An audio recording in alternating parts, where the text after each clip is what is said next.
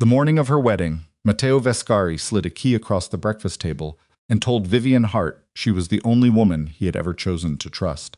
He said it the way he said everything quietly, without blinking, with that particular stillness that had made her mistake control for calm for the better part of 2 years. He was already dressed. Dark suit, no tie yet, hair still slightly damp. He looked like a man without a single secret in the world. "Don't go into the study," he said. "The lawyers have documents spread everywhere. I don't want you stressed before the ceremony."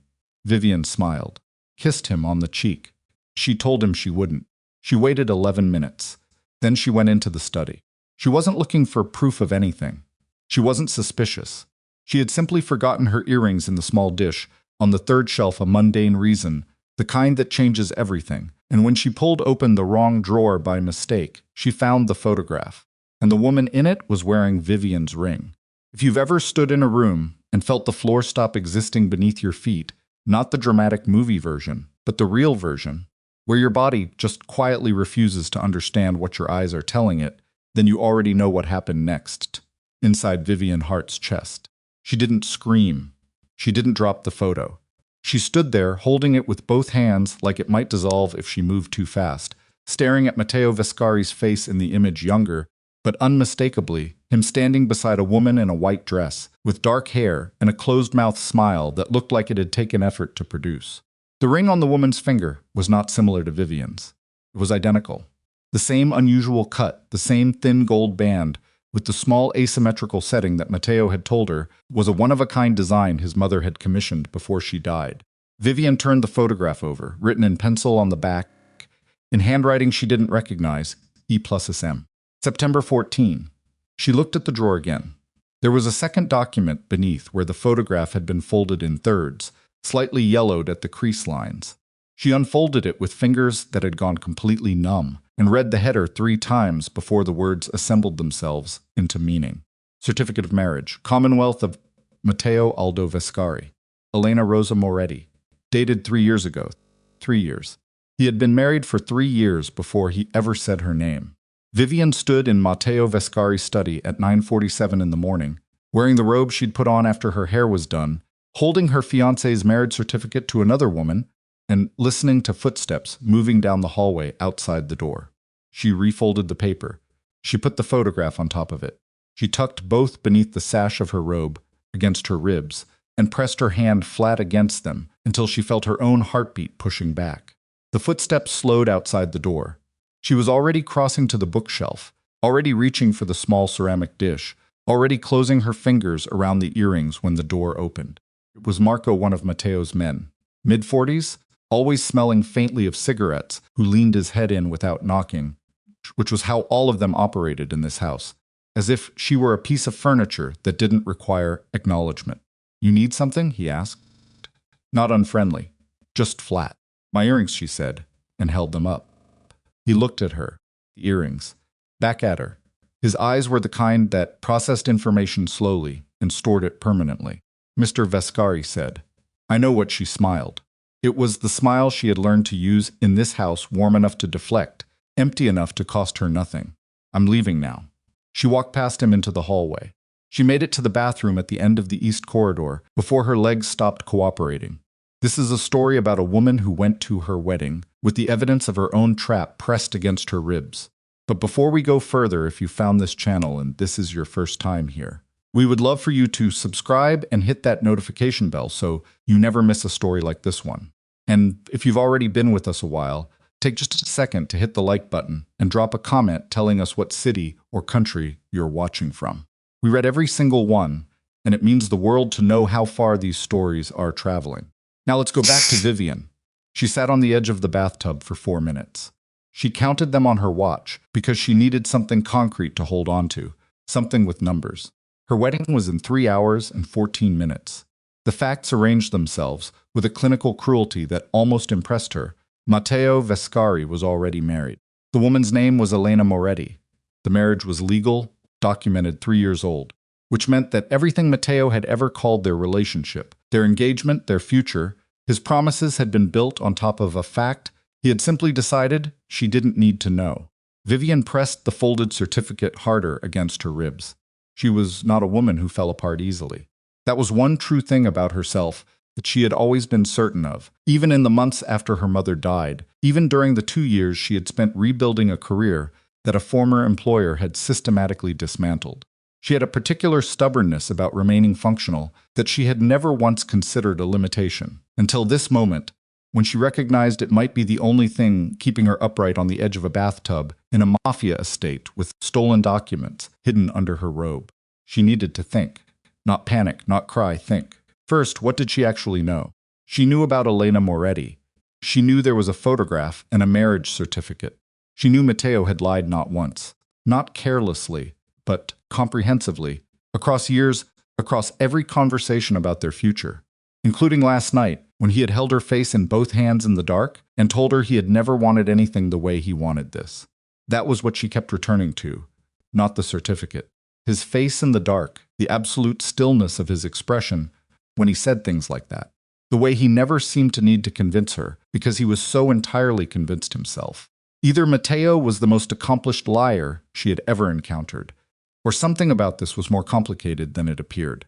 She wasn't sure which possibility frightened her more. She stood up, straightened her robe, and looked at herself in the mirror. Her hair was perfectly arranged. Her makeup was already done. She looked like a woman preparing for the happiest day of her life. She tucked the documents more securely beneath her sash and went to find her dress. The wedding preparations had taken over the entire ground floor of the Vescari estate florists, moving through rooms with armloads of white blooms, catering staff setting up the rear garden, the event coordinator named Bree speaking rapidly into an earpiece near the front entrance. The usual noise and organized chaos of an event that had cost more than most people's houses, assembled for a celebration that Vivian was now conducting a private investigation beneath. She moved through it all with her face composed. She accepted a glass of water from a passing staff member. She exchanged a few words with Bree about timing. She paused in the main foyer and allowed Matteo's aunt, a formidable woman named Donatella, to kiss both her cheeks and say things about the family that were meant to sound welcoming, but had always landed slightly to one side of threatening. "You'll understand when you're inside it," Donatella had said to her once, months ago, at a dinner that Vivian had been the only non-Vescari to attend. The family has a particular gravity. It pulls everything toward it. You will feel that, and then you will stop fighting it. Vivian had nodded and said something gracious. She thought about that now while she climbed the stairs to the bridal suite, where her maid of honor, Cass, was waiting with champagne and an expression that suggested she had been managing anxiety on Vivian's behalf for the past 40 minutes. "You disappeared," Cass said, the moment the door closed behind them. "I needed my earrings. Your phone has been lighting up." I know, Vivian's phone had been in the suite. She'd left it there on purpose. When she went to the study, a thing she did occasionally, when she needed to move through the house without anyone tracking her location, which she had only recently understood, was a habit she had developed unconsciously, because some part of her had always known that she was being watched. Cass was looking at her with the expression she used when she suspected something was wrong, but hadn't yet decided how hard to push. Cass Merritt had been her closest friend since college. She was 34, pragmatic to the bone, and the only person in Vivian's life who had ever looked at Matteo Vescari with uncomplicated suspicion, rather than the complicated admiration most people defaulted to when they encountered a man with that kind of money and that kind of stillness. "What happened?" Cass asked. Vivian looked at her for a moment. Then she pulled the documents from beneath her sash and held them out. The silence in the room while Cass read was the loudest thing Vivian had ever heard. "Tell me this is some kind of—" "What is this, Viv?" "A marriage certificate." "I can see that it's a marriage certificate." Cass's voice had dropped to something tight and careful. "I'm asking you what it means." "It means he's already married." Cass put the certificate down. She picked up the photograph. She looked at the ring on the woman's finger for a long time. "How long have you known?" "About 30 minutes. Cass set the photograph down very deliberately, the way she set things down when she was preventing herself from throwing them. "We need to leave." "We can't leave. There are 60 guards on this property, and I counted 4 at the gate this morning, which is twice the number they had last week. So they're expecting something, or someone." Vivian looked at the documents. "Or they're expecting me to find out, and they want to make sure I don't go anywhere." Cass stared at her. "You think he planned for you to find this?" "I think I don't know yet." Vivian folded the certificate back into its creases. and I think I need to be very careful about what I do with what I don't know. Elena Moretti. Vivian had spent 40 minutes in the bridal suite while Cass held the door. Vivian sat with her laptop, a personal one that she'd bought with her own card, and never connected to the estate's network. Another unconscious precaution that she was only now understanding had been necessary, pulling every fragment of information available about a woman named Elena Moretti. It wasn't much, which was itself information. There were social media profiles that had gone dormant 18 months ago. A LinkedIn that listed her as a graduate student in art history at a university in the city. 2 photographs she could find, one from a gallery opening, one a candid shot at a birthday event that someone else had posted. In both, she had dark hair, a careful posture, and the particular kind of beauty that didn't announce itself, the kind that became more apparent the longer you looked. Vivian looked for longer. She found a name in an old forum post about an art symposium, Elena Moretti, affiliated with the Moretti family of, and then the post cut off, archived improperly, the rest of it behind a dead link. Moretti family. She searched the name with more specific terms. Organized crime databases weren't exactly publicly accessible, but Vivian had spent 2 years in the orbit of a man who had never explained the specifics of his business, and in that time, she had quietly learned to read certain kinds of information that people left unguarded in the spaces between what they said and what they didn't say. What she found was fragmented and mostly inferential. The Moretti family had operated in the same channels as the Vescari organization for decades. There had been a period of open conflict, not the kind that made newspapers, but the kind that made people disappear. And then the conflict had apparently ended. Approximately 3 years ago, the same year as the marriage certificate, Vivian sat back and looked at the ceiling. Matteo had married Elena Moretti to end a war between their families. Political marriage, an arrangement. And then Elena Moretti had vanished 18 months ago, and Matteo had filled the vacancy in his public life with a woman named Vivian Hart, who was not from a crime family and had no particular strategic value, except that she was someone he could place at the center of a very convincing performance of normalcy. That was the story as she understood it so far. She wasn't sure yet whether it was the whole story. Downstairs, the preparations continued. She could hear the florist arguing with someone about placement. She could hear the event coordinator's voice in short, clipped bursts. She could hear, beneath all of it, the state doing what it always did, operating, moving, conducting its functions with an efficiency that had never required her participation or her understanding. Her phone buzzed. An unknown number, no name, no area code she recognized. She almost didn't open it. The message was 4 words and a period. Don't marry him today. She read it 3 times. Her thumb hovered over the screen. Then a second message arrived from the same number. If you do, you won't leave the honeymoon. The phone screen went dark on its own 30 seconds later. When she tried to pull up the messages again, they were gone. Not deleted, simply absent, as if the app had no record of receiving them at all. She showed Cass the screen blank. Someone deleted them remotely, Cass said. Someone with access to my phone. They looked at each other. Viv, Cass's voice was the quietest it had been all morning. Someone inside this organization is trying to warn you. The next 40 minutes were the longest of Vivian's life up to that point, and she had endured some genuinely long stretches of time in her 32 years. She got dressed. She sat in the chair while the makeup artist did minor touch-ups she didn't need. She let Donatella come in for a second round of cheek kissing and veiled declarations about the meaning of family. She smiled and nodded, and said the correct things at the correct moments, and all the while she was thinking, with the particular focused clarity of someone who has just realized that every exit in the room has been quietly blocked. She needed more information. She needed to know who had sent that message. She needed to know whether Matteo had arranged this surveillance or whether the threat was coming from somewhere else inside his organization. She needed to know what had actually happened to Elena Moretti. She needed all of these things before she walked it down the aisle. What she had was 2 hours. She told Cass she needed 20 minutes alone. Cass gave her a look that said she knew exactly what 20 minutes alone meant and was personally opposed to it, but she also knew Vivian's face well enough to understand that argument was futile. Keep your phone on you, Cass said. My phone can apparently be wiped remotely by someone in this building. Then keep mine. Cass pressed her own phone into Vivian's hand. No one's monitoring mine, you hope. I vigorously hope. Vivian went back down the stairs. The east wing of the estate was quieter than the rest of the house. Matteo used it primarily for meetings.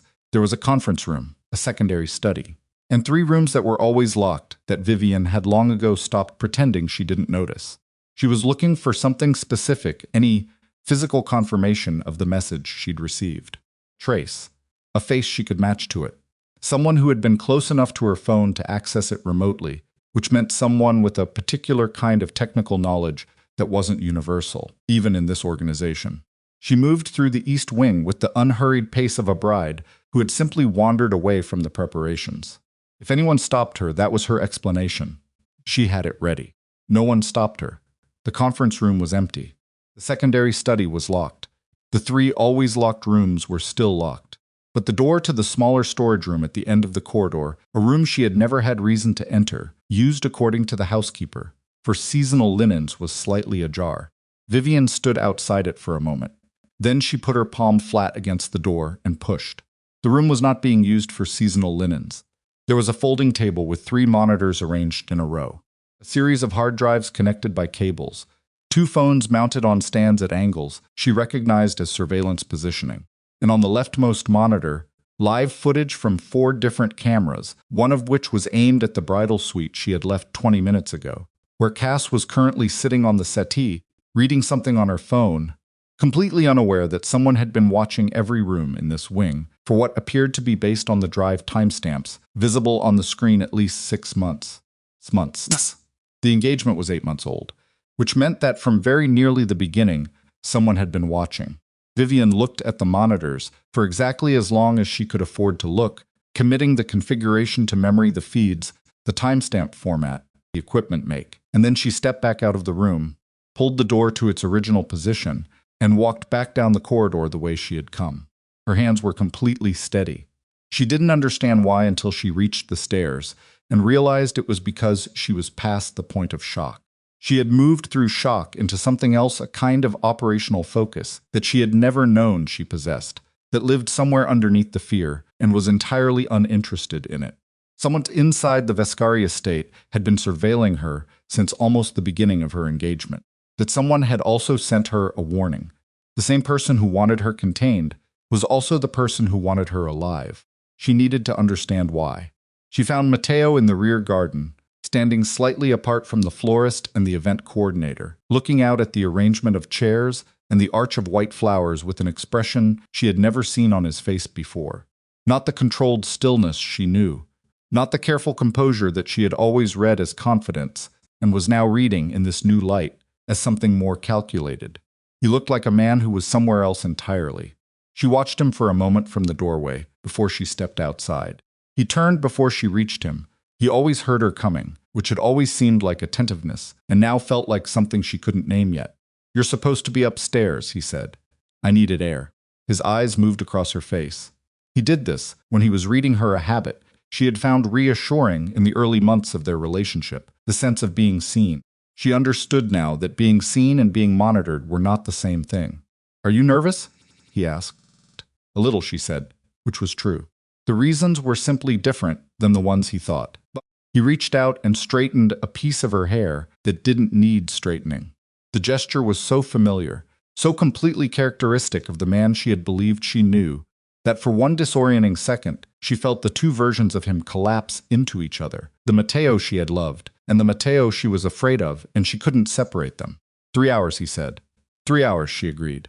She looked at his face and thought, who sent me those messages? And why are you being watched from inside your own house? She said, I'm going to go back up. Cass is probably spiraling. He smiled. It was the real smile, the one that reached his eyes. She had always been so certain that smile was evidence of something true. She still wasn't entirely sure it wasn't. That uncertainty was the most dangerous thing she was carrying. Back in the bridal suite, she told Cass about the surveillance room. Cass went so quiet for so long that Vivian thought she might have stopped breathing. 6 months, Cass finally said, at least. So he's had someone watching you since. I don't know that it was him. Cass blinked. Who else would set up surveillance in his house? Someone inside his organization who doesn't answer to him. The silence that followed was different from the previous silence, more textured, more uncertain. The person who sent the warning, Cass said slowly. Whoever accessed my phone remotely had to be close, had to know the system, had to be trusted enough to be in that part of the house without question. Vivian sat down on the edge of the bed. And that person sent me a message telling me not to get married today. Not Matteo is dangerous, not run. Just don't marry him. Don't go through with it. What's the difference? The difference is someone wants me alive and unmarried, not dead and gone. Alive and out. She looked at the clock. Someone inside this house is trying to protect me from something that happens after the wedding. Cass pressed her fingers against her mouth. What happens after the wedding? Vivian looked at the marriage certificate, still folded on the nightstand. I don't know yet, she said, but I think it has something to do with Elena Moretti. She was in the chair getting a final adjustment to her veil when the knock came. Not at the main door, at the small service entrance on the far side of the suite, the one that connected to the back corridor used by the housekeeping staff. 3 knocks, then 2, then 1. She and Cass looked at each other. Cass crossed the room and opened the door. The woman on the other side was not housekeeping staff. She was around Vivian's age, maybe a year or 2 younger, with dark hair pulled back severely, and a bruise along her left jaw that was 3 or 4 days old, yellowing at the edges. She was wearing staff clothing, the gray uniform the housekeepers wore, but it fit her badly, slightly large in the shoulders, and her hands were shaking. She looked at Vivian. You found the certificate, she said. Not a question. Vivian's voice came out steady. Who are you? The woman swallowed. My name is Elena Moretti, she said, and I'm Matteo's wife. And I'm about to tell you that if you don't listen to me in the next 10 minutes, we're both going to die before sundown. Vivian looked at this woman, this ghost, this name she had found on a document and traced through dead links and dormant profiles standing in the doorway in borrowed clothes with a healing bruise on her face and hands that couldn't stop trembling. Come in, Vivian said. Close the door. Elena stepped inside. The door clicked shut behind her, and the wedding that was supposed to begin in 2 hours became something else entirely, not a celebration, not a trap, but a starting point. The moment when Vivian Hart stopped being a woman who had been kept in the dark and started being a woman who intended to find out exactly how dark it had gotten and who was responsible for keeping the lights off. She didn't know yet what the next 2 hours would require of her.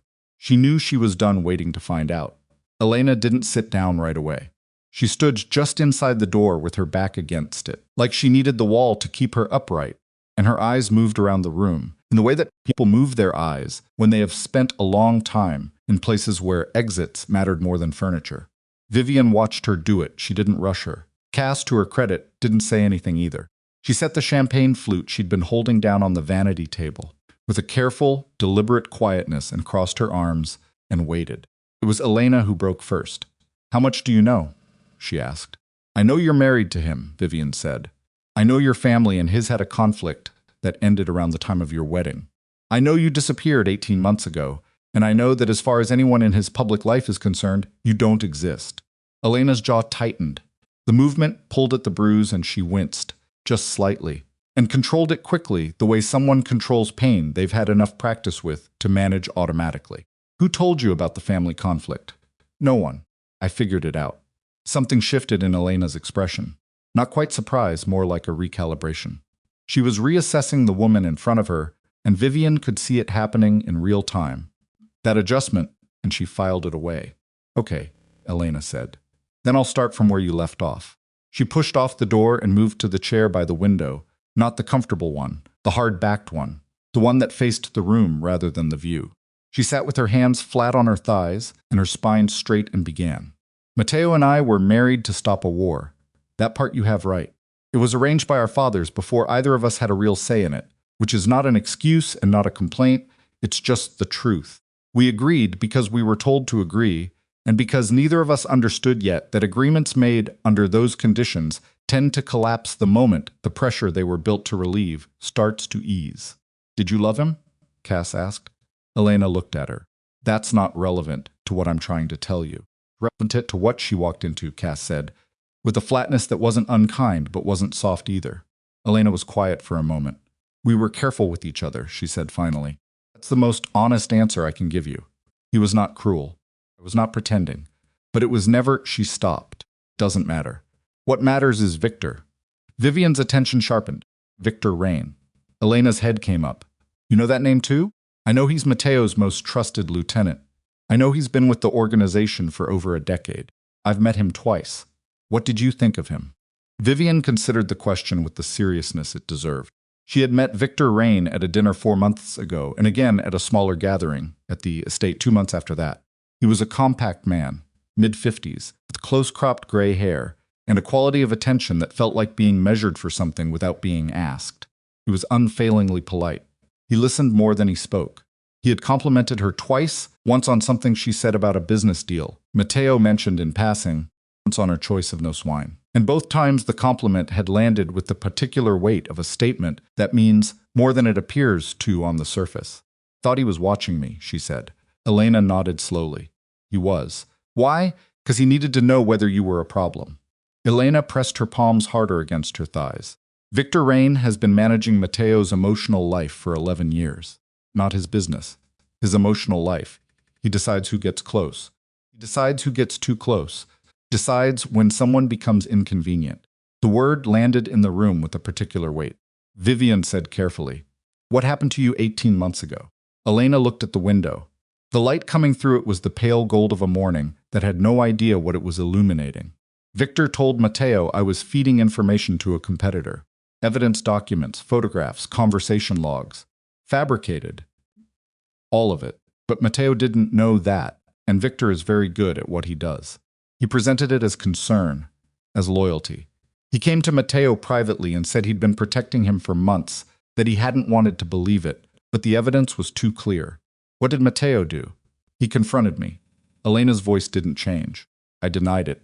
He believed the documents over me, and then 3 days later I was moved, relocated, to a property 300 miles from here that doesn't appear on any official record of the Vescari holdings. Victor called it protective custody. He told Matteo I'd agreed to it voluntarily, that I understood the sensitivity of my position given my family background, and I wanted to remove myself from the situation until things stabilized. And Matteo believed that too. Matteo believed what Victor showed him, and told him, in that order, for 11 years.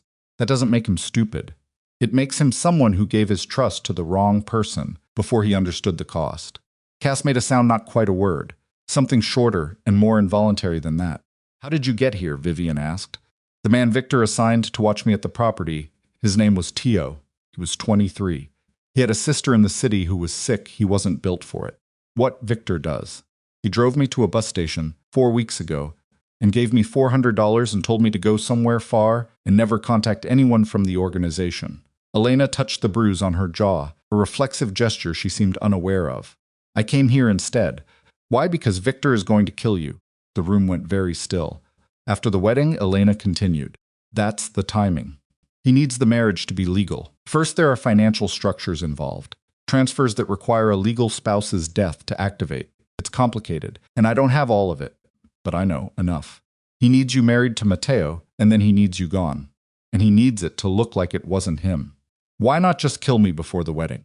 Because if you die before the wedding, Matteo grieves and rebuilds and eventually moves on, and the financial structures don't activate. If you die after the wedding, after Matteo has already publicly transferred certain assets and protections into a marital estate, the dissolution of that estate under specific conditions routes back through Victor's controlled accounts. She said it all with the flat, precise delivery of someone who had rehearsed it many times. He built it over years, slowly. The way you build something you don't want anyone to notice. Vivian stood up. She walked to the window and stood with her back to both of them and looked out at the garden below, where the white chairs were already set up in rows, and the flowers were being adjusted by a florist who was having a quiet, heated argument with one of the catering staff about a table placement. She thought about the surveillance room in the East Wing, 6 months of footage, the messages that had appeared and then vanished from her phone. The warning, she said. The message I received this morning was you. Yes, how did you access my phone? Tio, the man who brought me here, he has technical skills. He helped me, and then deleted the messages. To protect himself. He's still afraid. Where is he now? Somewhere in the city. He won't come to the estate. Vivian turned around. Why come to me? Why not go directly to Matteo? Elena looked at her for a long moment. Because I did go to Matteo 3 weeks ago. I got a message to him through a channel. Victor doesn't monitor a contact from before the marriage. Someone who owes me. I told him I needed to speak with him directly, that it was urgent, that I had information about Victor. What did he say? He didn't respond. She paused. Victor responded. Through the same channel. He said the message had been intercepted and that further attempts to contact Matteo would be considered a violation of the arrangement. Victor intercepted a private channel. Victor intercepts everything. That's what I'm telling you. He's not a lieutenant. He's the water the whole organization swims in. He controls what Matteo sees and what Matteo doesn't see, and he has done it for so long and so completely that Matteo doesn't even know he's swimming. Cass had moved to sit on the edge of the bed. She was looking at Elena with an expression that was working hard to stay skeptical and not quite managing it. "Why should we believe you?" Cass asked. Elena reached into the front pocket of the oversized uniform and removed a folded envelope. She held it out toward Vivian. Vivian crossed the room and took it. Inside, 3 photographs printed on plain paper. Spreadsheet printout with account numbers and transfer dates. And a single handwritten note in a handwriting that Vivian did not recognize, short enough to read in one breath: VR authorized transfer pending death of legal spouse. See attached routing. "Where did you get these?" Vivian asked. "Property where I was kept had filing systems that Victor thought I couldn't access. He underestimated what I had learned from 18 months of being very bored and very motivated." For the first time, something that was almost dry humor crossed Elena's face and then disappeared. "I copied what I could before Teo drove me out." Vivian looked at the spreadsheet. The routing numbers, the dates, the figure at the bottom of the last column that had enough zeros to reframe several things she had been choosing for 2 years not to examine too carefully about the Vescari organization's finances. "This needs to go to Matteo," she said. "No," Elena's voice sharpened for the first time. "Not yet?" "Not like that." "Why not?" "Because the last time someone tried to give Matteo information that contradicted Victor, Victor found out first. And that person, a man named Carlo, who had been with the family for 20 years, was found at the bottom of a parking structure 2 days later." She held Vivian's gaze. "Victor doesn't wait. He reacts fast and he covers it faster. If you go to Matteo right now with this, before we have a way to ensure Victor can't respond, we lose. So what do you suggest?" "I suggest," Elena said, "that you don't get married today." The sounds from the garden drifted up through the window, voices, movement, the particular busy hum of an event in progress. The guests were arriving. Matteo was downstairs. Victor Rain was somewhere in this building. The ceremony was in 1 hour and 40 minutes. Vivian folded the envelope closed. She looked at Cass. Cass looked back at her with an expression that said, "I have opinions, and I am physically restraining them." "Cass," Vivian said, "I need you to do something for me. Anything except stay here while you do something reckless. I need you to take Elena somewhere safe within this building, not the bridal suite. Somewhere they won't look immediately, and I need you to keep these documents on you." She held out the envelope. "Not in a bag. On your body." Cass took the envelope. "And you?" "I need to find Victor Rain." Both women looked at her. "I need to see his face," Vivian said. "Before I decide what to do next, I need to be in the same room as him, and I need to watch him, because I've spent 2 years learning to read people in this organization, and I trust that more right now than I trust any piece of paper." Elena started. "I'm not going to confront him. I'm not going to signal anything.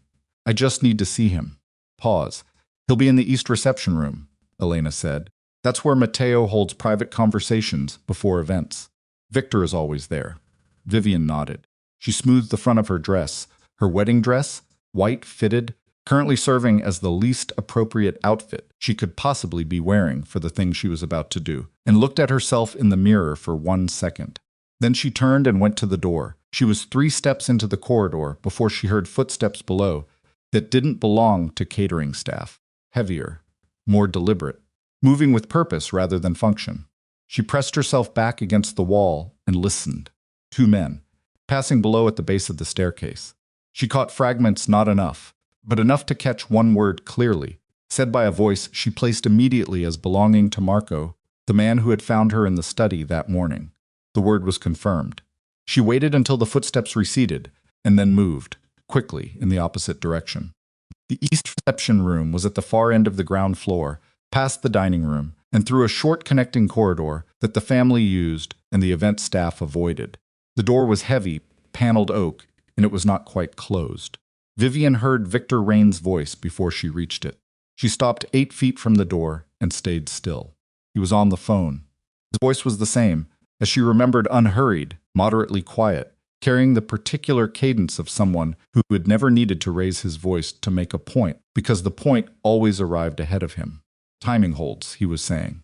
After the ceremony. There's a window of approximately 40 minutes during the reception when the positioning works cleanly. A pause. No. Not before I need the paperwork signed. Another pause longer. Because Matteo needs to believe it was an accident. If it happens before the ceremony, he starts asking different questions. After it reads as grief. Grief is manageable. Silence. She could hear him walking a slow, measured circle. The woman in the bridal suite is not a problem, he said. She's been contained. She doesn't know enough to act, and she doesn't have anyone to act with. Another pause. The other matter, yes. I'm aware she's on the property. Marco confirmed it an hour ago. We'll move on that after the ceremony as well. Both at once is cleaner. Vivian's hand was flat against the wall. Pressed it harder. Both. He knew Elena was here. He knew, and he hadn't acted yet, because he needed the wedding to happen first. Needed the paperwork, the legal transfer, the signature, the official record before he could move. The ceremony was his starting gun. 1 hour and 20, Victor said. I know the schedule. She heard him end the call. She was already moving back down the corridor before she processed the decision to move, her feet making less sound than she expected on the stone floor, her breathing controlled through a mechanism she didn't entirely recognize as deliberate because it had become something more automatic than that. She reached the staircase. She went up. She did not let herself think about what she had just heard until she was inside the bridal suite, with the door locked behind her. Cass had moved Elena to the dressing room off the main suite, a narrow room with a window that faced the internal courtyard rather than the garden, less visible, accessible only through the suite itself. She had given Elena a throw blanket and what appeared to be the remainder of the champagne, and Elena had accepted both with the stoic practicality of someone accustomed to making use of whatever was available. When Vivian came in and told them what she'd heard, the silence was different from all the previous silences. This one had teeth. He knows I'm here, Elena said. She said it flat, no inflection, like confirming a weather report. Yes, and he's going to move after the ceremony. Both of us. His word was cleaner. Elena set the champagne glass down on the windowsill. Her hands had stopped shaking. Vivian noticed that the stillness that had replaced the trembling and recognized it as the same stillness she had found in herself at the edge of the bathtub that morning. Place on the other side of shock where things got very simple very fast.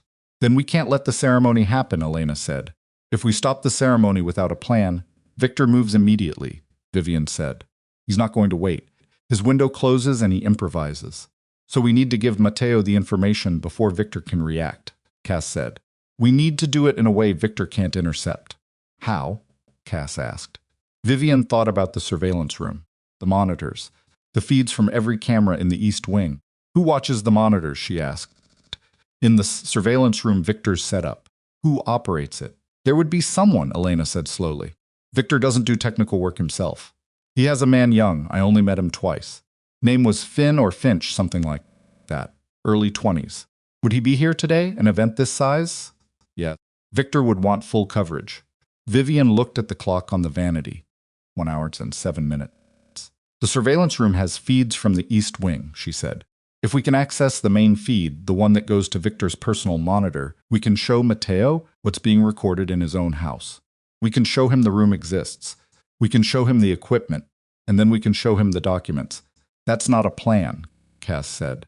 That's a sequence of extremely optimistic events. What we have, Vivian.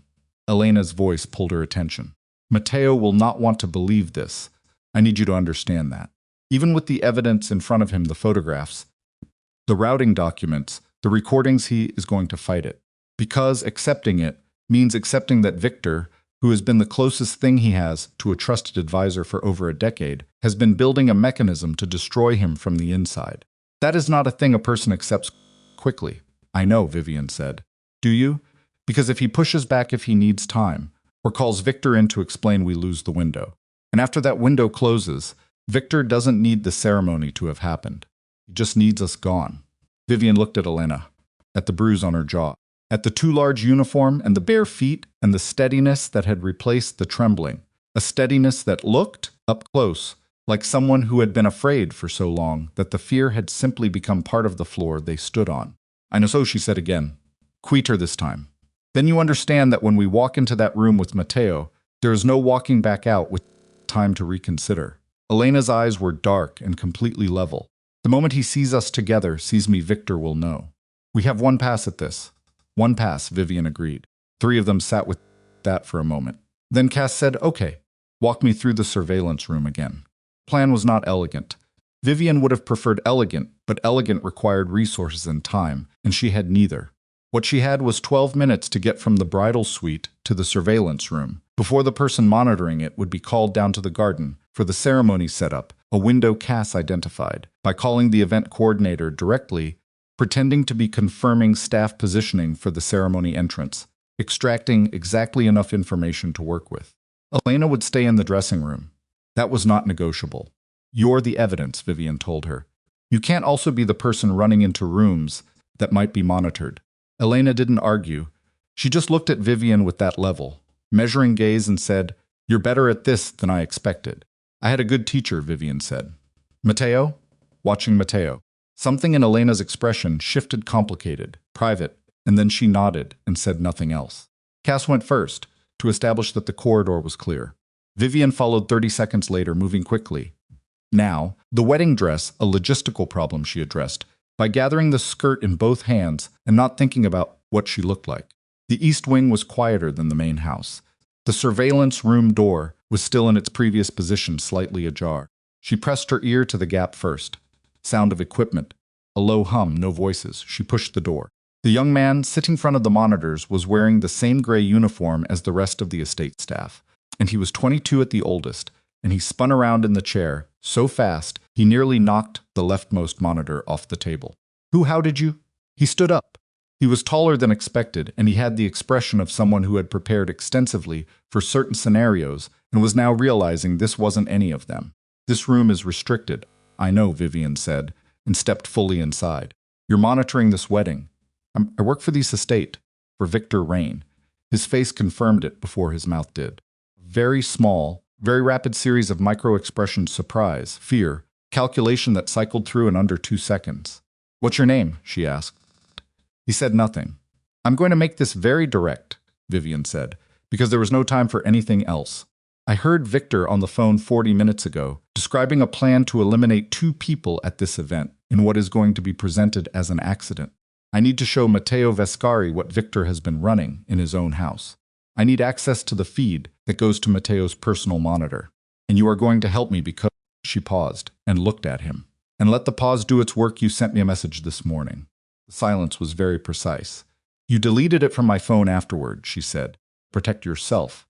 But you sent it, which means you already know exactly what Victor is planning, and you are already afraid of it, and you are sitting in this room right now because you don't know what else to do." His name, it turned out, was Finn. He was 21. He had worked for Victor for 14 months.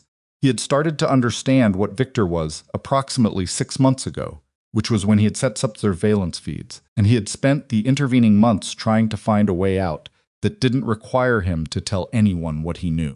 He told her all of this in the space of 4 minutes, in a rapid, pressured rush, sitting back down in the chair with his elbows on his knees and his face in his hands at one point.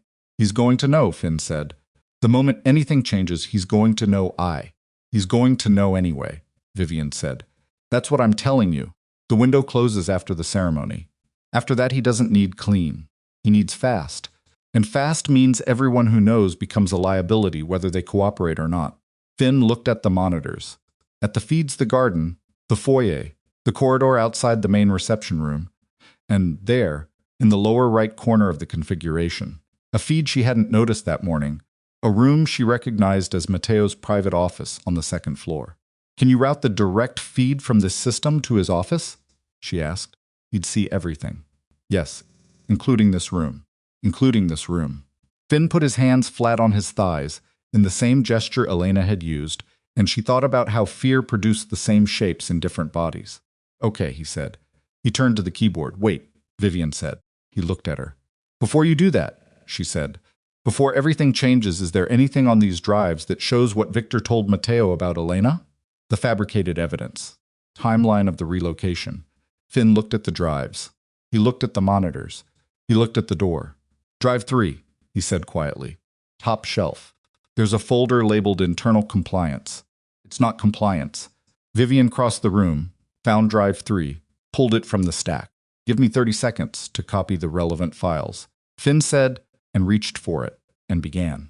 She stood behind him and watched his hands on the keyboard, fast, practiced, the movements of someone who was very good at a thing he had been using in service of something he knew was wrong. And she thought about the distance between here and Matteo's office, and about what Elena had said. One pass at this. One pass. She had the drive in her hand. She had the documents in Cass's possession. She had Finn, who was still afraid, but was apparently more afraid of doing nothing than of doing this.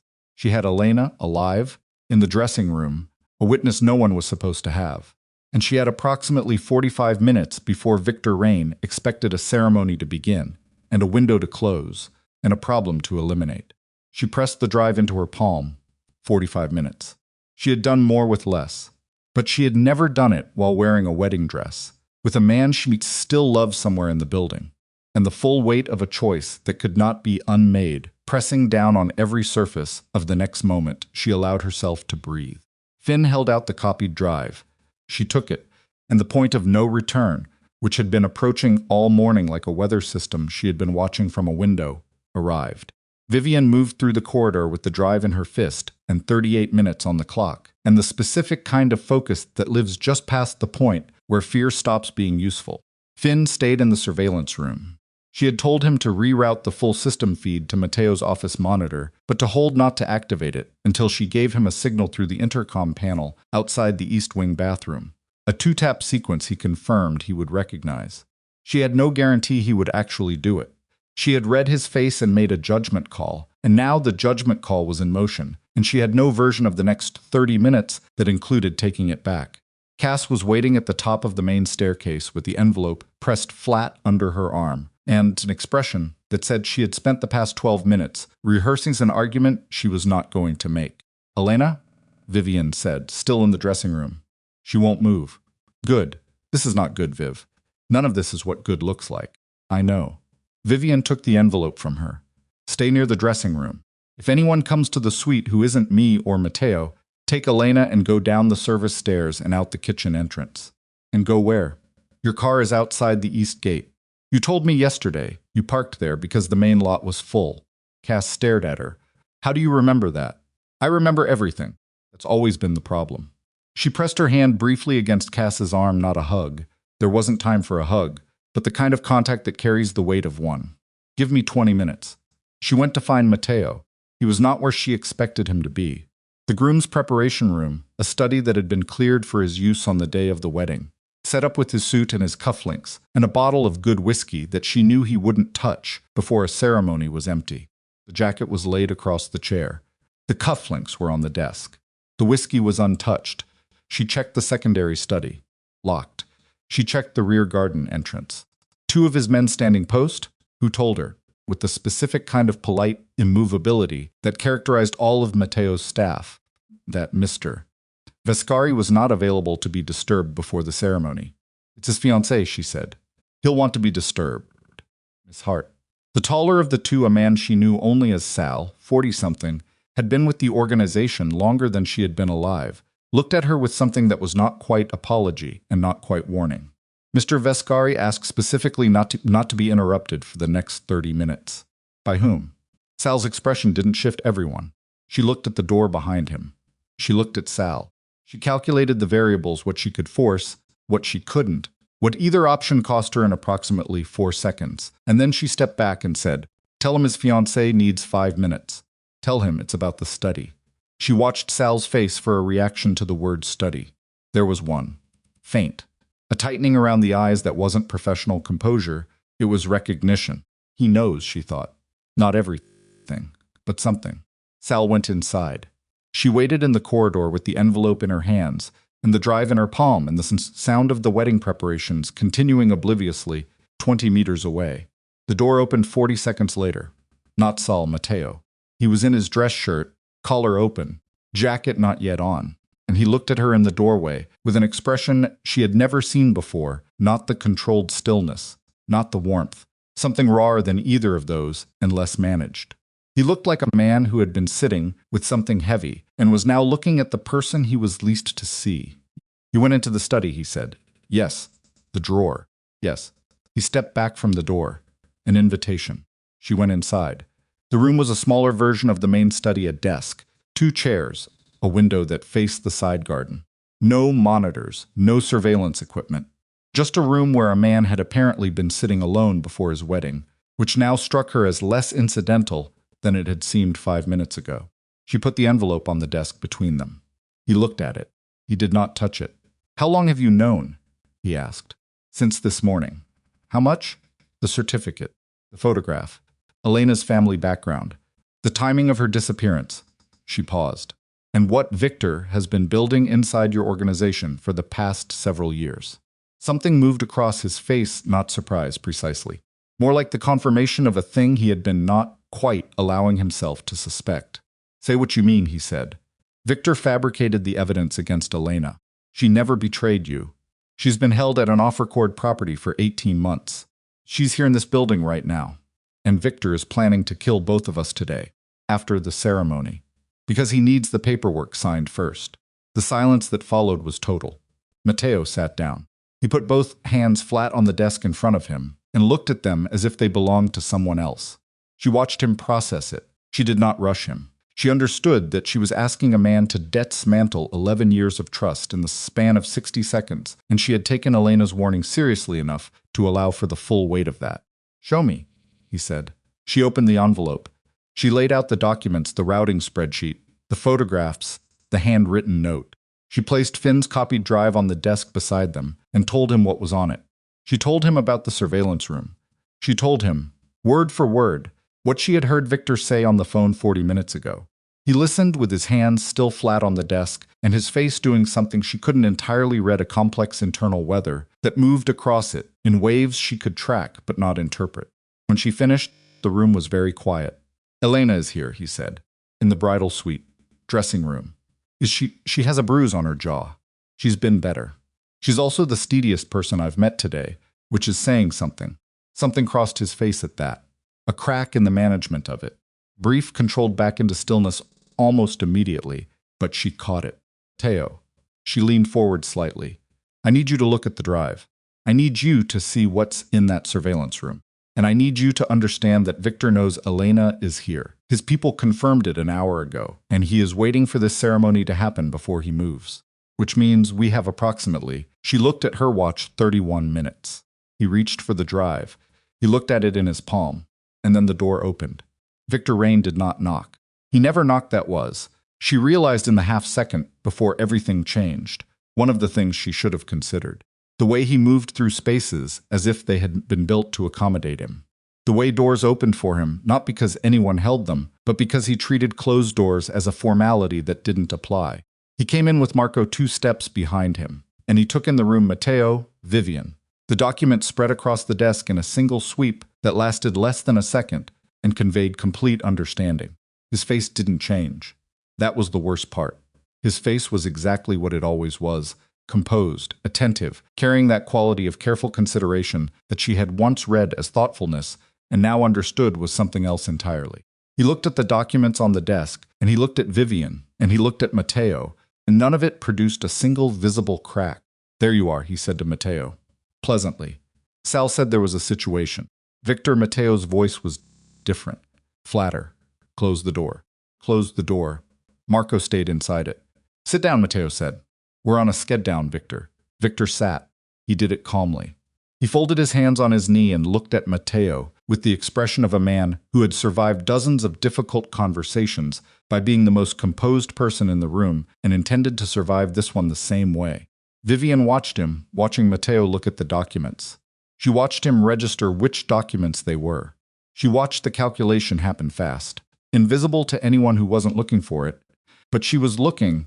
She had been looking since she heard his voice on the phone 40 minutes ago, and she saw the precise moment when Victor Rain decided on his approach. "Where did you get those?" he asked. Mild curious, as if they were discussing something administrative. "Does it matter?" Vivian said. Victor looked at her. It was the first time he had looked directly at her since entering the room, and the quality of it was different from the polite attention he'd shown her at dinners. This was the real look. The one he'd been storing behind the other one. "Miss Hart," he said, "this is a private conversation. You were planning to kill me in 30 minutes, she said. "I think that makes it my conversation, too." Something happened then. Not on Victor's face, his face remained what it was, but in the room itself. A shift in pressure. Matteo's hands moved on the desk. A small adjustment that wasn't casual. Matteo, Victor said. He turned away from Vivian completely. A deliberate erasure. A technique. Whatever you've been told, you need to let me explain the context. Elena is in this building, Matteo said. A pause. Short. Precise. That's not possible, Victor said. She's upstairs. Matteo's voice was very quiet, and the quietness of it was different from his usual quiet. This was the voice, underneath the voice she knew. She's been here since last night. You knew. I knew someone matching her description had potentially accessed the property. I was in the process of verifying. You told me she agreed to the relocation. She did. You told me she understood the sensitivity of her position. She did at the time, Victor. Matteo stopped. He picked up the handwritten note, the one that said VR authorized transfer, pending death of legal spouse, and held it up. Explain this. Victor looked at the note for 3 full seconds. Fabricated, he said. Is it? Someone has been feeding you false documentation. This is exactly the kind of manufactured evidence that... Who manufactured the evidence against Elena? The question landed like something dropped from a height. Victor's jaw moved. I don't know what you... The compliance folder. Drive 3. Internal documentation. Matteo set the note down. I haven't seen it yet, but I'm going to. And when I do, I need you to already have told me the truth. Because if I find the truth on that drive, and you haven't told it to me yet, he stopped. He didn't finish the sentence. He didn't need to. The room was completely still. Vivian looked at Victor's face, at the composure, at what lived underneath the composure, visible now in very small ways, a particular set of the shoulders, a tension in the folded hands, the way his breathing had shifted from the rhythm it had when he walked into something slightly shallower, calculating. She could see him doing it, running the options, the counters, the angles. 11 years of this. 11 years of managing information and controlling access and building a structure around a man who trusted him. And now the structure had a crack, and Victor Rain was trying to determine whether the crack could still be managed or whether it had already become something else. He made his decision. The woman Elena became, he said carefully, was not the woman you married. You know this. You knew it before I brought you the evidence. You had your own suspicions, your own concerns. I gave you documentation for what you already sensed. You fabricated documentation. I organized the information you needed to make a decision you were already moving toward. His voice was patient, precise. The voice of a man who had a different word for everything. The relocation was protective for her, for the organization. She was a liability with family connections that were actively threatening your operation's stability. I managed that liability. You imprisoned her. I contained a problem. For 18 months. For as long as it took. Matteo stood up. He stood up slowly. He was taller than Victor by several inches, and the quality of the space between them changed entirely when he was standing and Victor was sitting. And the transfer, Matteo said. The financial structure. The routing that activates on the death of a legal spouse. Victor said nothing. Tell me that's fabricated too. The silence was very long. The organization needed protected assets, Victor said finally. Structures that could survive transition. I built mechanisms that ensured continuity regardless of who died, Vivian said. Victor turned to look at her, with an expression that was the closest thing to naked feeling she had seen on his face, and it was not anger. It was not guilt. It was something colder than either of those, a kind of irritated impatience, the expression of someone who has been interrupted during something important by someone they consider irrelevant. You don't understand the complexity of what has been inquired to. You built a mechanism to profit from my death, she said, and from Elena's. And you timed it around a wedding ceremony because you needed a legal document signed first. She kept her voice level. She had promised herself she would keep her voice level. I heard you on the phone. 40 minutes in the honeymoon window. Grief is manageable. Those were your words. Something moved across Victor's face. Fast. Gone. He looked at Matteo. She's been running an operation against you, he said. Since before today, possibly since before the engagement. The documents she brought you, the drive, the claims about surveillance. This is a coordinated effort to destabilize your trust in the people who have actually kept this organization functional while you... Stop. Matteo's voice was very quiet. Victor stopped. I need you to stop talking. Matteo said, because every word you say right now is making this worse, and I need to think. He turned to Marco at the door. Go get Elena. Bring her here. Do not tell anyone else. Marco looked at Victor. A half second, involuntary, and then back at Matteo. He left. Victor watched the door close. And then he did something Vivian had not anticipated. He relaxed. Not completely, not a collapse. Nothing so readable as that. But a subtle, specific release of the posture he'd been holding. Settling. As if a decision had been made somewhere below the level of his face that had changed the terms of what this room required of him. He looked at Vivian. How did you access the surveillance room? He asked. Not accusatory. Genuinely curious, she didn't answer. Vincent, he said, answering himself. He nodded slowly. Been a concern for a while. He said it the way you say something about a structural issue in a building you've been meaning to address. I kept him because he was useful, and I thought his fear was sufficient management. That was a mistake in my assessment. Victor Matteo started. I want to tell you something, Matteo. Victor's voice was different now. Still composed. Still precise. But something underneath the precision had changed a quality she couldn't name immediately, and then she could. It was the quality of a man who has stopped performing for the room and is now simply speaking. What I built, the financial structures, the operational architecture, the mechanisms you're looking at on those documents, none of it was built to harm you. It was built to survive you. Matteo stared at him. You've been deteriorating for 3 years, Victor said. Since before Elena. Since before this woman. There is a sentimentality in you that has been growing, a tendency toward attachment, toward the kind of decision-making that prioritizes personal feeling over operational necessity. I watched it develop. I managed around it.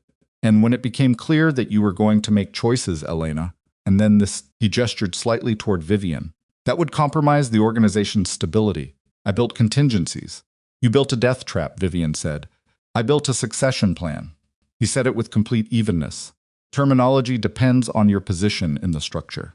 The room went very quiet, and into that quiet, from somewhere above them in the building, came a sound that was not part of any wedding preparation, sharp, brief, unmistakable. Door slamming. Then running footsteps. Then a voice raised in a way that voices in this house were never raised. Matteo moved first.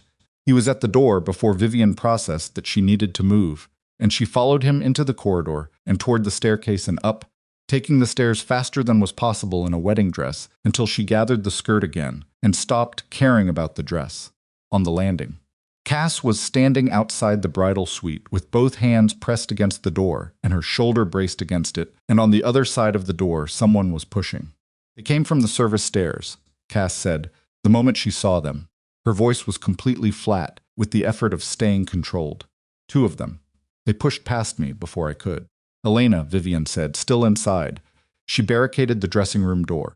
I got to the main door before they could get to her, but Matteo put his hand on Cass's shoulder, moved her aside gently, and opened the door himself. The 2 men inside the bridal suite stopped moving the moment they saw him. Bridal suite looked like a room that had been searched quickly, and not carefully, the vanity overturned. The settee moved, the closet doors open. The dressing room door at the far end was shut, and from behind it came no sound at all, which Vivian understood was Elena choosing silence over presence, staying invisible for as long as possible. Matteo looked at the 2 men. They looked at him. The specific quality of that exchange, the 3 or 4 seconds of it, told Vivian more about the internal structure of this organization than 2 years of proximity had managed to convey. These men were not uncertain. They were recalibrating. They were trying to determine, in real time, whether the order they had been given, and the man standing in front of them, now occupied the same chain of command. Out, Matteo said. They went. He crossed to the dressing room door and knocked twice. Elena. It's Matteo. The silence held for a moment longer. Then the lock turned. She opened the door, and she and Matteo looked at each other across the threshold of a room where someone else's wedding dress was hanging on a hook, and the looking lasted long enough that Vivian had to make a conscious decision about where to put her eyes. She looked at Cass. Cass was looking at the ceiling with the particular intensity of someone removing themselves from a scene by force of will. You're here, Matteo said. His voice had changed again. Everything that had been flat and controlled and managed in the room downstairs had left it, and what remained was unguarded in a way that was difficult to be in the same room with. I've been here, Elena said. I tried to reach you 3 weeks ago. He stopped. Victor, yes. He stood in the doorway, and he looked like a man who was understanding several things simultaneously and not managing any of them. I'm sorry, he said. Elena looked at him for a long moment. I know, it was not forgiveness. It was not absolution. It was something more specific than either an acknowledgement, a receipt. She had heard him. She would decide what to do with it later, and later was not now, and now was the problem. Victor is downstairs, Vivian said. We left him in the room with the documents. Matteo turned. Whatever had been visible on his face when he looked at Elena had been replaced, not gone, relocated, stored somewhere for a different reckoning. He won't run, not yet. He'll want to manage this from inside. He's always managed from inside. It's the only position he knows. He let the two men come up here while we were down there, Cass said. He made the call that fast. He had them on standby, which means he has others, Vivian said. Matteo's jaw tightened. How many people know you're here, Elena? Teo, Finn. The woman who let me into the service entrance last night. I don't know her name. She's kitchen staff. She looked the other way. Finn is the surveillance room, Vivian said. He rerouted the feed, but I told him to hold activation. Activated it. Victor would have seen everything, Matteo finished. They all understood simultaneously that the two men who had come to the bridal suite meant Victor already had everything he needed to know. The confrontation in the downstairs room had given him the information. The men in the suite confirmed he was already acting on it. Timeline had collapsed. Whatever window of 31 minutes she had calculated 20 minutes ago gone. We need to move, Matteo said. Now, all of us together down to the main reception. The guests, Elena said. There are 60 people in this house. Victor is not going to. He will, Elena said. That's what I'm telling you.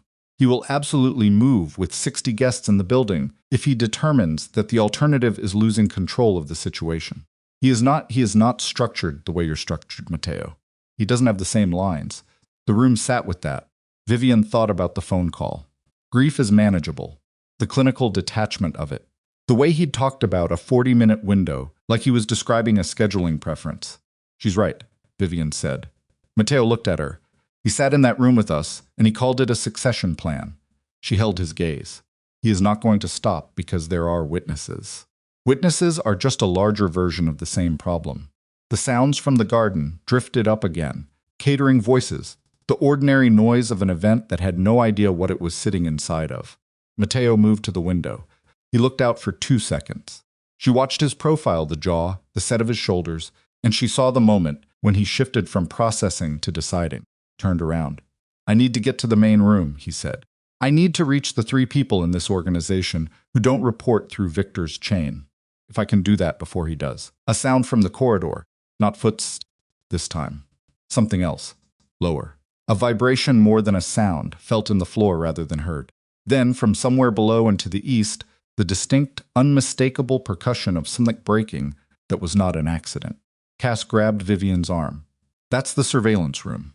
Finn said from the doorway. Finn, who had apparently abandoned the surveillance room and come up the service stairs, and was now standing in the entrance to the bridal suite with a laptop under his arm, and the expression of someone who has just watched their fallback position disappear. What happened? Vivian said. Victor sent someone. Finn's breathing was off. They came in. I had maybe 8 seconds. I activated the feed first, the route to the main office monitor. Everything. All the drives, and then I ran. You activated it. Vivian stared at him. Everything is broadcasting to the main office, was Finn said. They'll have shut it down by now. But there was a window, maybe 40 seconds, before they could physically disconnect the drives. Who's in the main office? Matteo asked. Finn looked at him. I don't know. Whoever was near the monitor. Matteo closed his eyes for exactly 1 second. Donatella. He said his aunt's name like it was both the worst possible answer and the only useful one. Your aunt will have seen the feed, Vivian asked. Donatella watches everything on that monitor during events. It's a habit from decades ago. She likes knowing the house is in order. He was already at the door. She will have seen enough. Enough for what? He looked at Vivian over his shoulder. Enough to have already started making calls, he said. She has contacts I don't have. People who don't answer to Victor and never did. She has been looking for a reason to use them for years. He went into the corridor. Vivian looked at Elena, at Cass, at Finn, who was clutching the laptop with both arms and looking like a man who had made a series of decisions he was only now fully understanding. Is there a version of this, Cass said, where we are not all in immediate physical danger in the next 10 minutes? There's a version, Vivian said. She picked up the hem of her dress. Requires us to move. She went into the corridor after Matteo. Elena followed. And behind them, after a pause of precisely 2 seconds that contained what appeared to be an internal argument conducted entirely without words, Cass followed too, with the envelope still pressed against her side and her heels striking the floor with the particular rhythm of someone who has decided that if things were going to go badly, she was at least going to go badly in motion. The staircase was empty. They went down. At the bottom, the corridor that led to the main reception room was no longer empty. 2 men stood at the far end of it, and they were not catering staff, and they were not looking at the wedding preparations. And when they saw Matteo coming down the stairs, they did not move aside. They looked past him, at Vivian, at Elena. And the specific quality of that looked the confirmation in it. The absence of surprise told Vivian that Victor had not been managing from the room downstairs. He had been managing from somewhere else entirely. And the room downstairs, the confrontation, the documents and the drive and the 40 seconds of broadcasting feed, all of it had been visible to him in real time. Through a channel none of them had accounted for, and he had been 3 steps ahead of them since before Finn hit the activation key, and the plan that she had built in 40 minutes inside a surveillance room while wearing a wedding dress had just been taken apart by a man who had been building his version of this moment for 3 years. The 2 men at the end of the corridor took 1 step forward, and Vivian understood, with a clarity that was almost physical in its precision, that the woman who had existed this morning, the woman who had trusted her way into this situation, who had believed that finding the right evidence and showing it to the right person would resolve the problem, that woman was not going to be sufficient for what came next. What came next required someone she had not been yet. She looked at the 2 men. She looked at Matteo beside her, and Elena 1 step behind, and Cass at the rear with the documents, and Finn with his laptop, and 37 guests in the garden who didn't know what building they were standing in. She straightened her spine inside the wedding dress, took the first step forward. She walked toward the 2 men at the end of the corridor, and she did not stop. This was not bravery. Bravery implies a choice between moving and not moving, and Vivian had already passed that threshold somewhere on the staircase, in the 2 seconds between understanding that Victor had been ahead of them the entire time and understanding that stopping now accomplished exactly nothing. So she walked. The dress moved around her feet, and she had both hands free, and her spine was straight, and she walked like the corridor belonged to her. Because in this particular moment, with nothing left to lose, and no version of retreat that didn't end badly, it might as well. The 2 men watched her come. Matteo was 2 steps to her left. She heard him rather than saw him, his breathing, the particular weight of his footfall, and she understood without discussion that he had read the same calculation she had and arrived at the same result. They stopped 6 feet from the men. The taller of the 2 thick through the shoulders, dark jacket, the kind of stillness that comes from training rather than temperament, looked past both of them at Elena. "She comes with us," he said. "No," Matteo said. "Mr. Victor Rain does not give orders in my house." Matteo's voice was very quiet, quieter than she had ever heard it. The kind of quiet that is the last stop before something that isn't quiet at all. "You work for this organization. You work for me. And I am telling you, both of you, to step aside." The second man, younger, with the slightly unfocused quality of someone running on adrenaline, rather than experience, glanced sideways at his partner. A half-second of communication. Vivian read it. "What do we do when the top of the chain and the person we've been answering to for the past 3 years are giving us opposite instructions?" The taller man made his decision. "We have orders," he said. "Then you have a problem," Matteo said, and moved. He moved faster than she expected for a man in a dress shirt, and the corridor was narrow enough that it was over before the geometry of it, fully assembled in her mind, his shoulder into the taller man's chest, controlled impact that drove the man sideways into the wall, and in the space that created, Vivian grabbed the younger man's forearm with both hands and used the only leverage she had, her full body weight shifting backward, to pull him off his center of balance at the exact moment he was reaching for something he was wearing under his jacket. He went down on one knee, not graceful, not clean. Her heel caught the hem of the dress, and she heard something tear, and she didn't care. "Run," Matteo said, not to her, past her, to Elena and Cass and Finn, who were still on the stairs. They ran. The main reception room was 30 meters, and 2 turns from where they were standing, and Vivian made it in a sustained, breathless sprint that she would not remember clearly afterward, the impression of walls and door frames, and the sound of heels on stone, and behind them the sounds of the corridor resolving itself in ways she chose not to assess, because assessment required looking back, and looking back required stopping, and stopping was not available. The main reception room was not empty. Donatella Vescari was standing in the center of it, with a phone pressed to her ear, and two men beside her that Vivian had never seen before, older, both of them, with the specific posture of men who have been in many rooms like this one, and found all of them manageable. She was speaking rapidly in Italian, and she stopped mid-sentence when they came through the door.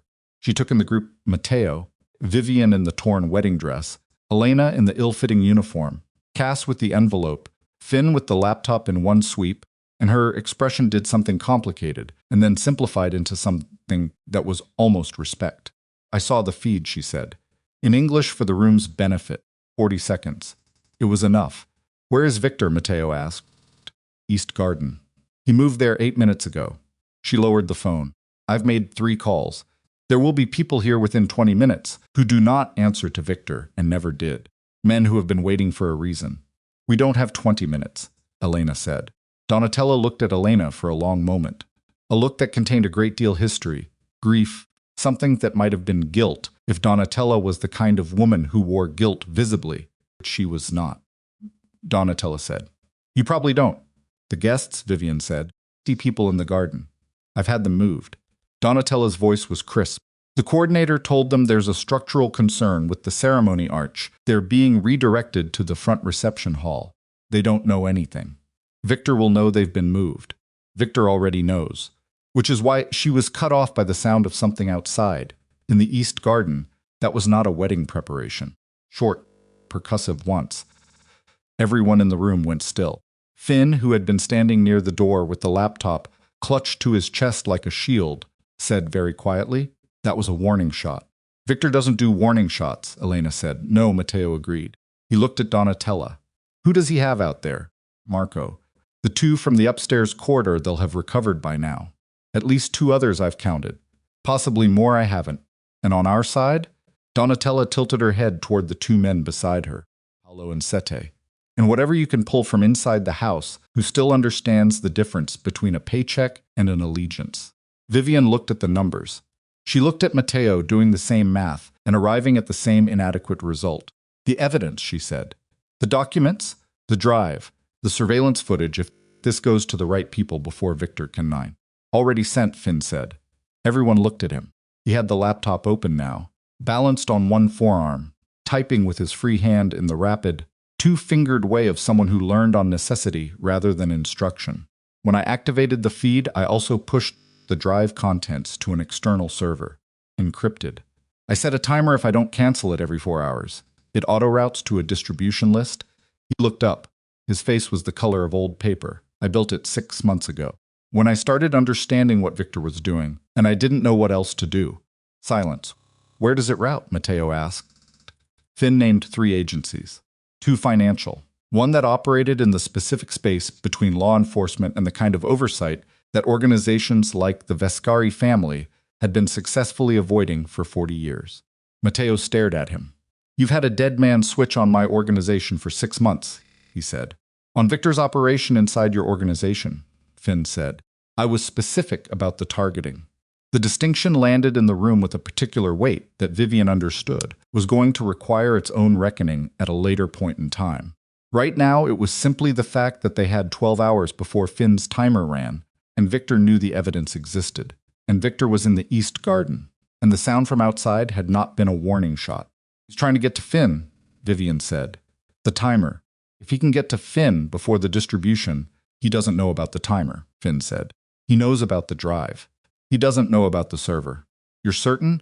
"I'm certain. I never told him. Not certain about anything else." Which was, she understood, the most honest answer available. Another sound from outside. Not percussive this time movement, the particular noise of people repositioning, of a situation changing its shape. "He's coming in," Paolo said. He said it simply, informatively, the way you report weather. Matteo turned to Vivian. He looked at her face with the same quality of attention he'd always directed at her, the reading, the registering, and she looked back at him and waited. "I need you and Elena in the back room," he said. "The one off the kitchen. Lock from me inside." "No, Vivian. I've been in rooms today," she said. "Locked rooms, safe rooms. Rooms where people told me to wait. I'm done waiting in rooms. His jaw tightened. This isn't not stubbornness. I have the documents. I'm the one Victor needs to be unable to testify, which means I'm also the one he can't get to. She held his gaze. I'm more useful out here than behind a locked door, and you know that. He looked at her for 3 full seconds.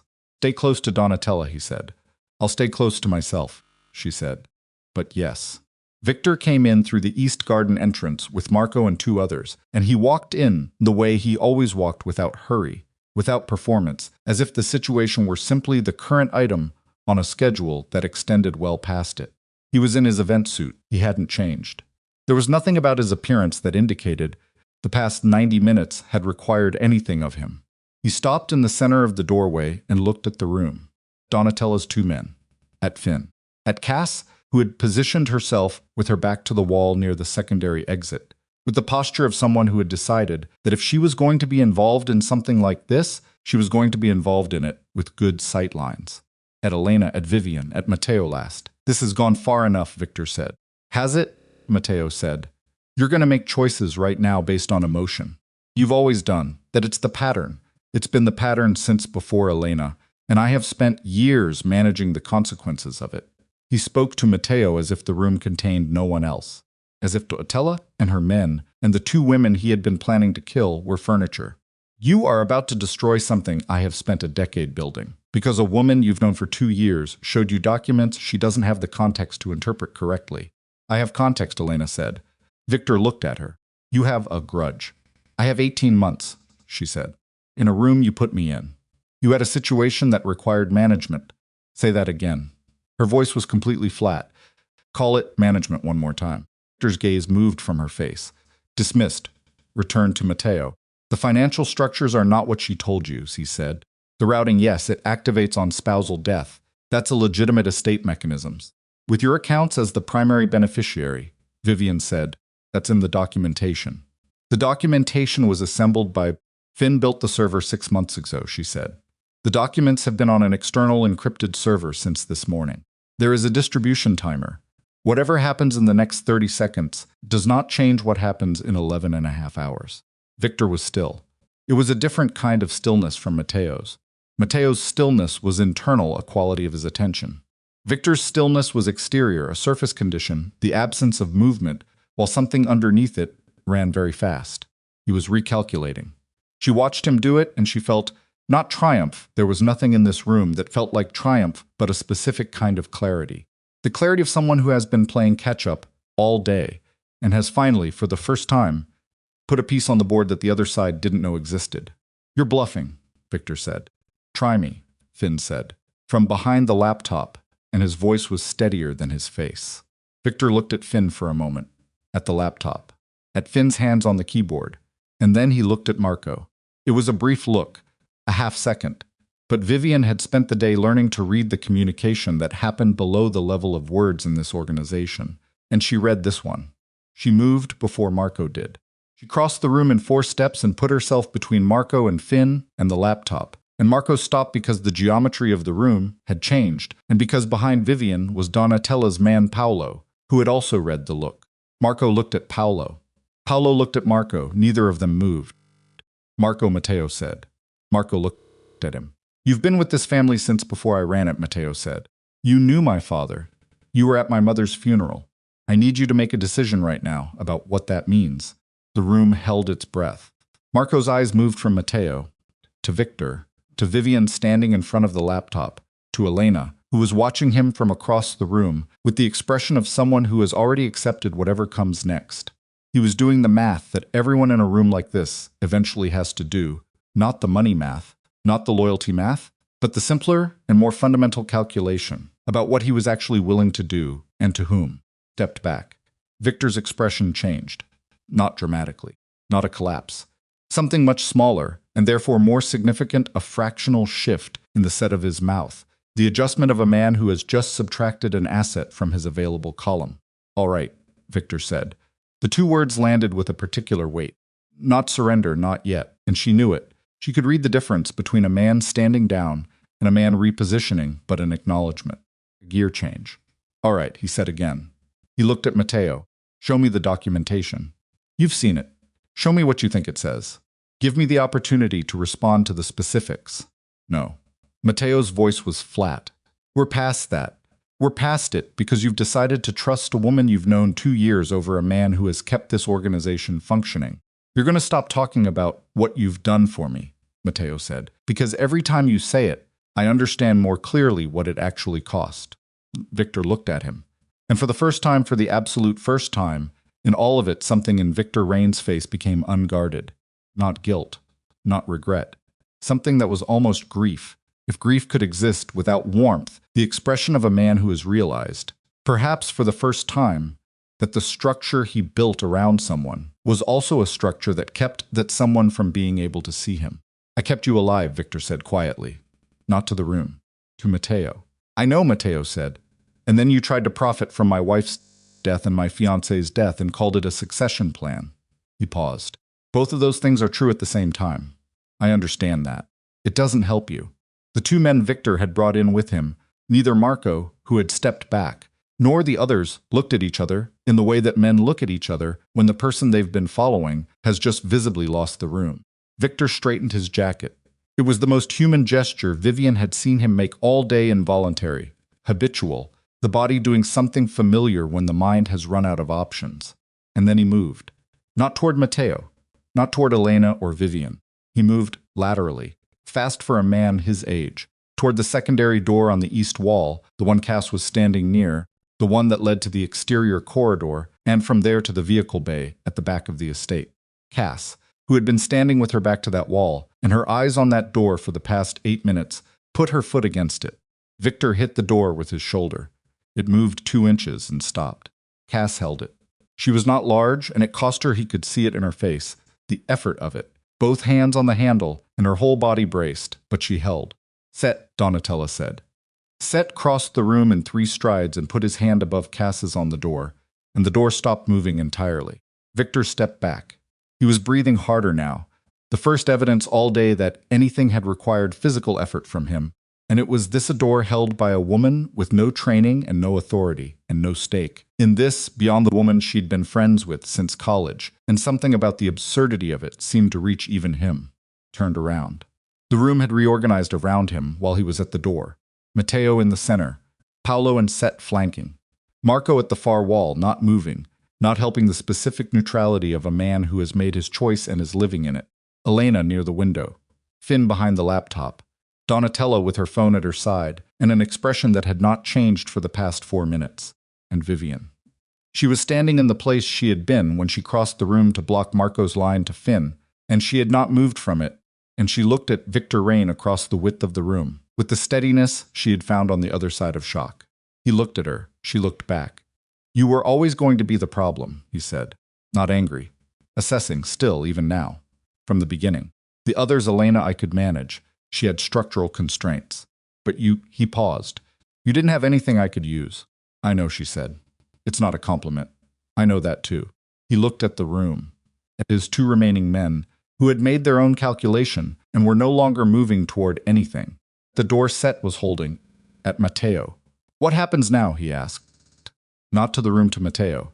You sit down, Matteo said. You wait for the people Donatella called. You answer what they ask. And if I don't? Then Finn's timer runs and everyone answers everything, and the organization survives it because it was built before you got to it, and it will survive after. Matteo's voice was the quietest it had been all day. But you won't. Victor stood with that. He sat down.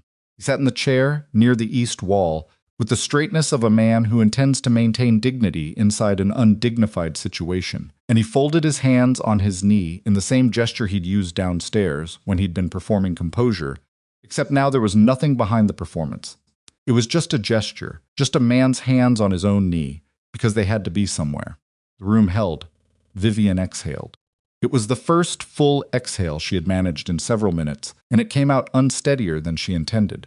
And Cass, who was still near the east door, who had held a door against a man twice her size by bracing her entire body against it. For 45 seconds, looked at her across the room with an expression that was half relief and half something that looked like it might become crying later, in a place where crying was allowed, which was not here and not yet.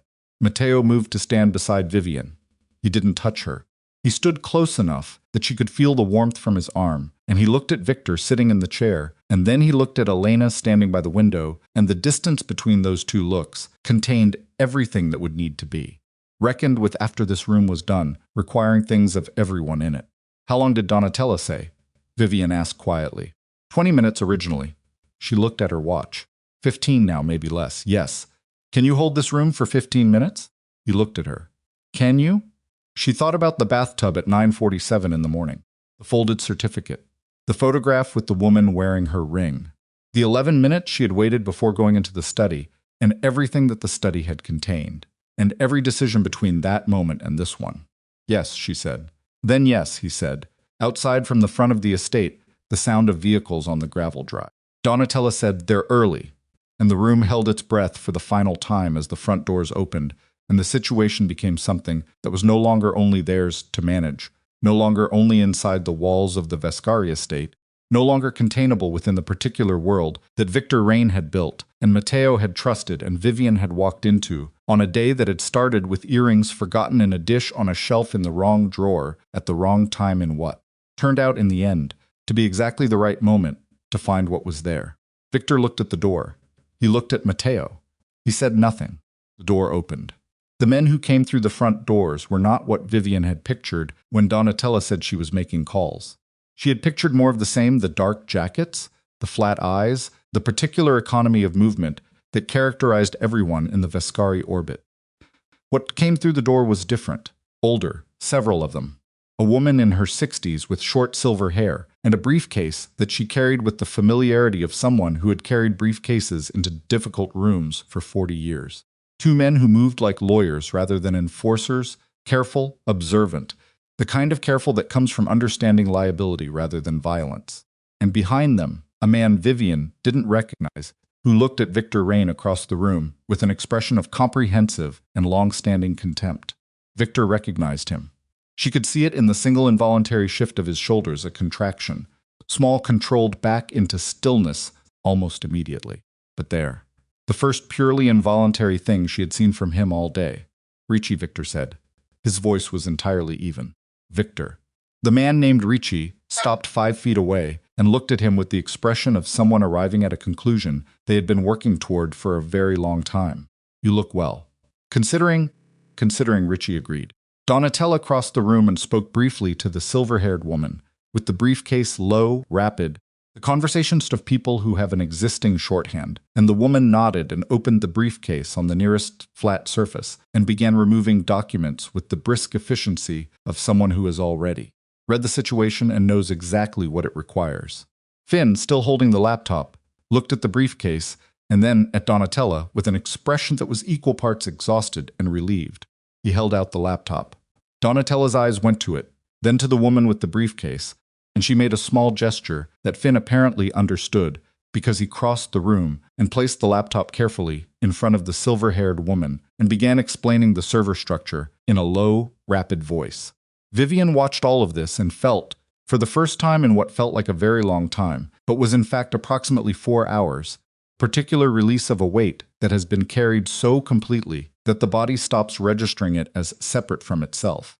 It did not feel like relief. It felt like something more ambiguous, the specific physical sensation of a situation passing out of your hands into other hands, which is not the same as the situation being resolved, but is the first condition required for resolution to be possible. She became aware that she was cold. The wedding dress was not designed for a day that involved running through corridors and bracing against doors and standing in rooms with her adrenaline, providing all the warmth her nervous system had available. The adrenaline was metabolizing now. Her hands were slightly unsteady. Her feet hurt in the way that feet hurt when the mind has been too occupied to notice them for several hours and has only just remembered that they exist. She found a chair near the window and sat down in it. Cass appeared beside her, approximately 30 seconds later, with a glass of water that she had apparently found somewhere, and was offering with the wordless practicality of a person who has been a good friend long enough to know that sometimes the most useful thing is a glass of water. Vivian took it. She drank. She looked at the room. Victor was still in his chair. Ricci had pulled up a second chair and was sitting across from him with a folder open on his knee. And the conversation they were having was quiet and technical, and had the quality of something that had been approaching for a long time and was now simply arriving. Victor was answering. Not freely, nothing about. It was free, but he was answering in the careful, precise way he did everything. And Vivian understood that this was not because he had given up, but because he was still calculating, and the calculation had led him to the conclusion that cooperation at this stage cost him less than the alternative. She looked at Elena. Elena was standing near the window, on the far side of the room, slightly apart from everything, with her arms crossed over the ill-fitting uniform, and her gaze directed outside at the garden, where the wedding chairs were still arranged in their neat rows, and the flowers on the arch were beginning to drop petals in the afternoon heat. She was watching the empty chairs, with an expression that Vivian could not fully read from across the room, too layered for a single word, too private to interpret from a distance.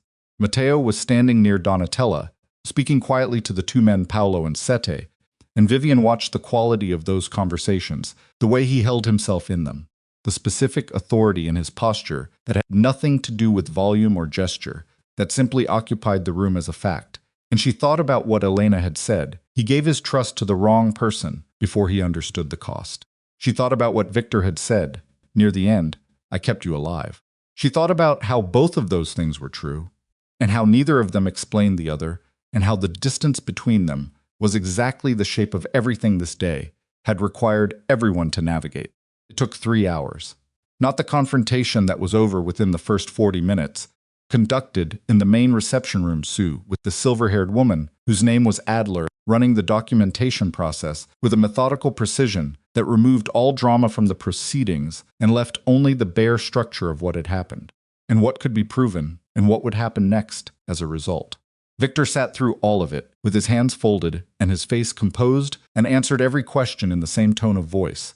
And when Adler closed her briefcase 2 hours, and 20 minutes after she had opened it, she looked at Ricci and gave him a single nod that carried an enormous amount of information very efficiently. 3 hours included the guests. This was the part that was in some ways the most surreal. 60 people who had arrived for a wedding were informed, by Donatella personally moving through the front reception hall with the authority of a woman who had managed difficult information for decades and intended to continue managing it, that the ceremony would not be taking place, that there had been a family matter requiring immediate attention, that they were deeply sorry for the inconvenience, and that the catering would of course be made available to anyone who wished to remain for a short while before departing. Most of them departed. 3 of them, a man named Caruso, who had known Matteo's father, an elderly couple whose connection to the family Vivian had never fully understood, stayed for nearly an hour in the front reception hall, eating the food that had been arranged for a reception that would never happen, and speaking to Donatella in low voices about things that were not the thing that had actually happened. Vivian did not go into that room. She stayed in the main reception room, which gradually emptied as the proceedings concluded, and people dispersed to their various functions. Ricci and his people taking Victor out through the east corridor with a quietness that was more final than any dramatic exit could have been, Adler and Finn leaving together with the laptop and the drives, Paolo and Sette remaining for an hour, and then departing after a brief conversation with Matteo that she did not try to overhear. By the time the light outside had shifted from afternoon to the particular gold of early evening, the room contained 4 people. Matteo, Vivian, Cass, Elena. No one had suggested they stay. No one had suggested they go. The 4 of them had simply remained in the room as everyone else left it, in the way that people remain at the site of something significant after the event itself is over, not waiting for anything, not wanting to leave before something unnamed has finished resolving. Cass was the first one to move. She stood up from the chair she had occupied for the past 90 minutes, stretched her neck with an audible crack that she acknowledged with a wince, and looked at Vivian. "I'm going to find coffee," she said. "If this house has coffee that isn't part of the event catering." "Kitchen," Matteo said, left past the dining room. Cass looked at him. It was the first time she had looked at him directly with something other than wariness, and it was not warmth, not yet, possibly never, but it was the absence of active hostility, which was its own kind of progress. She left. The 3 remaining people sat with each other in the room for a moment. Elena spoke first. "The annulment," she said, to Matteo, practical, direct. The voice of someone who has worked out what needs to be said and has decided to say it without ceremony. Matteo nodded. "Adler will handle the paperwork. It will take a few weeks. The documentation is complicated given the circumstances, But it's not contested. I know it's not contested. She paused. I'm not asking about the process. I'm asking what happens after. After is yours, he said. Whatever you want it to look like. The financial settlement, there's a structure that's been in place since the marriage. It was never dissolved because Victor needed it to appear intact. When the annulment is formalized, that transfers to you directly, not through the organization yours. Elena looked at him for a long time. That's not what I'm asking about either. He met her eyes. He didn't look away. I know. You believed him over me, she said. Not as an accusation the time for that had passed, or maybe had never been what she needed. Statement of fact. A coordinate she needed him to hold still while she oriented around it. He showed you fabricated evidence, and you believed it because it confirmed something you already suspected, and you didn't look for another explanation. Yes, he said. The question was very quiet and very specific, and Vivian understood. It was the question Elena had been holding for 18 months. Matteo was quiet for a moment. He didn't fill the silence with deflection or with explanation dressed as apology. He sat with the question the way it deserved to be sat with. Because believing it was easier, he said. Because if I believed it, the problem had a solution that I didn't have to be responsible for. And because I trusted Victor more than I trusted my own judgment about what I'd seen in you. He paused. That's the truth. The rest of it, the explanations, the context, those are real. But they're also true in the way that true things can be arranged to look like justification. I don't want to give you justification. Elena looked at him.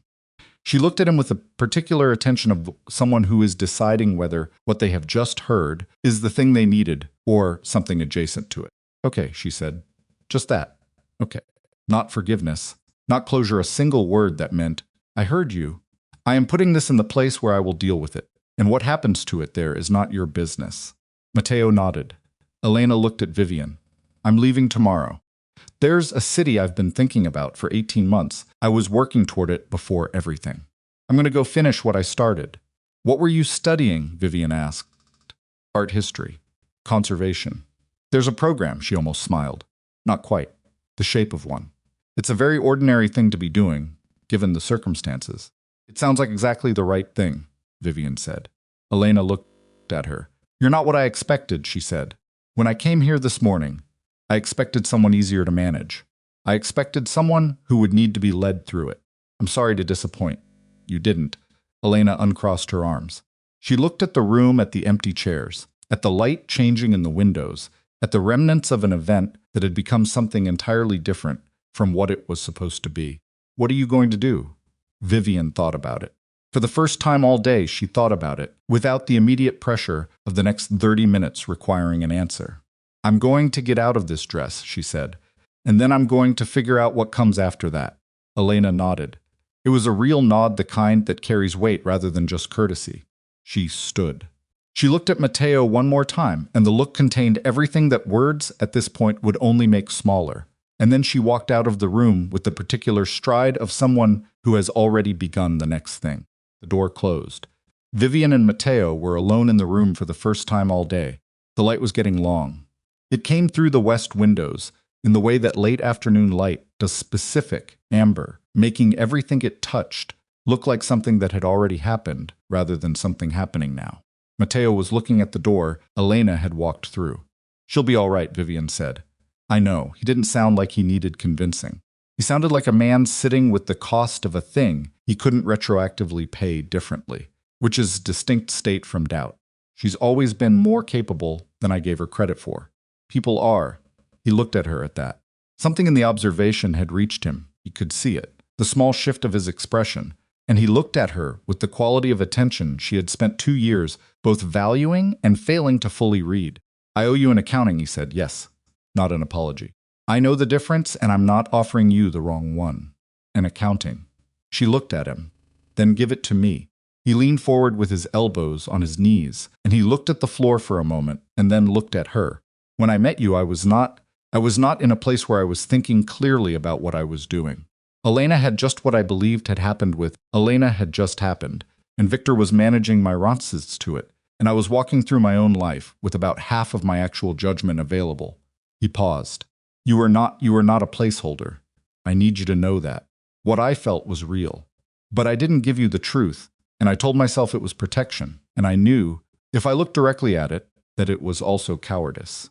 I didn't want you to know what you were walking into, because I didn't want you to choose not to walk into it. Vivian looked at him for a long time. I know, she said. It's not absolution. I know that too. She looked at her hands. The engagement ring was still on her left hand. She had not taken it off. There had been no moment that felt like the right moment for that particular gesture. And all day the gesture had been less important than everything else. You built something real on top of some dishonest. And the thing that was real doesn't cancel the dishonesty, and the dishonesty doesn't erase what was real. Both things are what they are. What do you want to do with that? He asked. She looked at the ring. She looked at him. She pulled the ring off. She held it for a moment in her palm, the unusual cut, the thin gold band, the asymmetrical setting that had been on Elena's hand before it was on hers. And she thought about the woman who had put on a ring this morning, believing it meant one thing, and now understood it had always meant something more complicated. She set it on the table beside her. I'm going to go home, she said. I'm going to sleep in my own bed. I'm going to spend several days not answering my phone and not making any decisions that aren't about what to eat and when to sleep. She paused. And then I'm going to figure out what I actually want my life to look like. Not as someone who is almost a Vescari, just as myself. Matteo looked at the ring on the table. He didn't reach for it. He left it where she had placed it. Okay, he said. The same word Elena had used, and it carried the same weight, not agreement, not acceptance, but the acknowledgement of a thing that was true and would remain true, regardless of how either of them felt about it.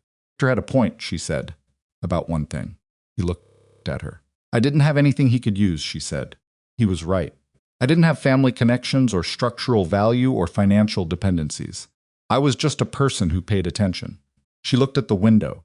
I think that's what I want to keep being. Matteo was quiet. And then, for what it's worth, I think you're going to be extraordinary at it. She looked at him. She looked at his face, which she had spent 2 years learning, and would now spend some unspecified amount of time unlearning, or not unlearning exactly, but filing differently in the category of things that had been true for a period of time and had then changed, which was a different category from things that had never been true at all. I know, she said. She stood up. She smoothed the front of the wedding dress, which was torn at the hem and had a smear of something along the left side that she had no memory of acquiring, and she looked at the room one more time, at the empty space of it, at the light, the ring on the table, and she walked to the door. Vivian. She turned. He was still sitting where she had left him, in the amber light, with the ring on the table beside him and his hands loose on his knees, and he looked like what he was. A man at the beginning of a very long and difficult reckoning with the shape of his own life. I'm glad you went into the study, he said. She looked at him for one final moment. So am I, she said. Cass was in the kitchen with 2 cups of coffee and the flat, slightly dazed expression of someone who has been operating at capacity for 6 hours and has only just been given permission to stop. Vivian sat down across from her at the kitchen table. The staff table, simple wood, nothing like the formal surfaces in the rest of the house, and wrapped both hands around the coffee cup. They sat in silence for a while. The kind of silence that doesn't require filling. Are you okay? Cass asked. Vivian thought about it honestly. Not yet, she said. But I think I will be. Cass nodded. She turned her cup in both hands. When you went into that study this morning, the 11 minutes you waited before you went in. Yes, what made you go? Vivian looked at the coffee. Earrings, she said. I actually forgot them. It wasn't strategy. It wasn't suspicion. I just forgot my earrings and went to get them and opened the wrong drawer. Cass stared at her. All of this started because you forgot your earrings. All of this started because he put things in a drawer that shouldn't have been there. She paused. The earrings were just the door. Cass exhaled slowly, a long controlled breath that carried most of the day with it. I held a door, she said. I held a door against a man who has definitely been in situations that required him to push through doors, and I held it. You held it, Vivian confirmed. My shoulder is going to be terrible tomorrow. I'll take you to lunch. You can complain about it for an hour. Cass almost smiled. It arrived slowly, the way real smiles do, when they've had to travel through a lot of difficult terrain to get there. Deal. They finished the coffee. They left the estate in Cass's car as the last of the light left the sky, driving through the gates which were open. Now, the guards dispersed. Particular apparatus of containment that Vivian had spent the day navigating dismantled, or in the process of being dismantled, and onto the road that led back toward the city, ordinary and lit and full of people who had no idea what the day had contained. Vivian watched the gate disappear in the side mirror. She turned back to the road. She didn't look back again. The weeks that followed were quiet in a way that surprised her. She had expected the aftermath to be loud legal processes, interviews, the various administrative consequences of a day that had involved Ricci and Adler, and drives full of financial documentation routing to agencies that had been looking for reasons. There was some of that. She was contacted twice by people connected to Adler's office and answered their questions in 2 meetings that were thoroughly unremarkable and concluded with the assurance that her cooperation was noted and her further involvement was unlikely to be required. She moved out of the apartment she had been keeping near the estate, not the one she had shared with Matteo. She had kept her own place throughout. One of the choices she had made, without fully understanding why she was making it, one of the unconscious precautions, and into a smaller place on the other side of the city where she didn't know anyone. And the windows faced east, and the morning light came in at an angle she found she could build a routine around. She went back to work. She had kept a thread of her professional life separate from the Vescari orbit again. Unconscious, protective, the instinct of a person who had sensed, without naming it, that some part of herself needed to remain entirely her own, and she pulled that thread and began building from it with the specific focus of someone who understands for first time what they are building toward and why. She thought about Matteo. She thought about him the way you think about something that has changed your understanding of your own limits, not with longing, exactly, or with bitterness, exactly, but with the particular seriousness you give to experiences that have cost you something real and taught you something equivalent. She heard through channels that were not exactly mutual friends, but were the inevitable information flows of a world that was not as large as it appeared, that the annulment had been formalized. That the financial structures Victor had built were being untangled by a team that expected the process to take the better part of a year. That Victor Rain was cooperating with an investigation whose scope was considerably larger than the events of a single morning. And that his cooperation had the quality of a man making calculations about what cooperation could still purchase, which was a recognizable quality, and probably, she thought, the most honest version of Victor she would ever see. She heard that Elena had left the country. She heard it without knowing she had been waiting to hear it, and when she heard it, she sat with the feeling for a moment, something that was not quite relief and not quite grief, but lived in the neighborhood of both, and then she went back to what she had been doing. 4 months after the day that was supposed to be her wedding, a small package arrived at her new address. No return label. Postmarked from the city, which narrowed nothing. Inside was a note, single sheet, in handwriting she recognized as Matteo's. The organization is smaller now. Cleaner. I think I'm still working out what that word means in this context. The people who remain are there by choice rather than structure. That's a different thing than I understood how to build before. Victor is what he is. I've stopped being surprised by it, which I understand is not the same as being at peace with it.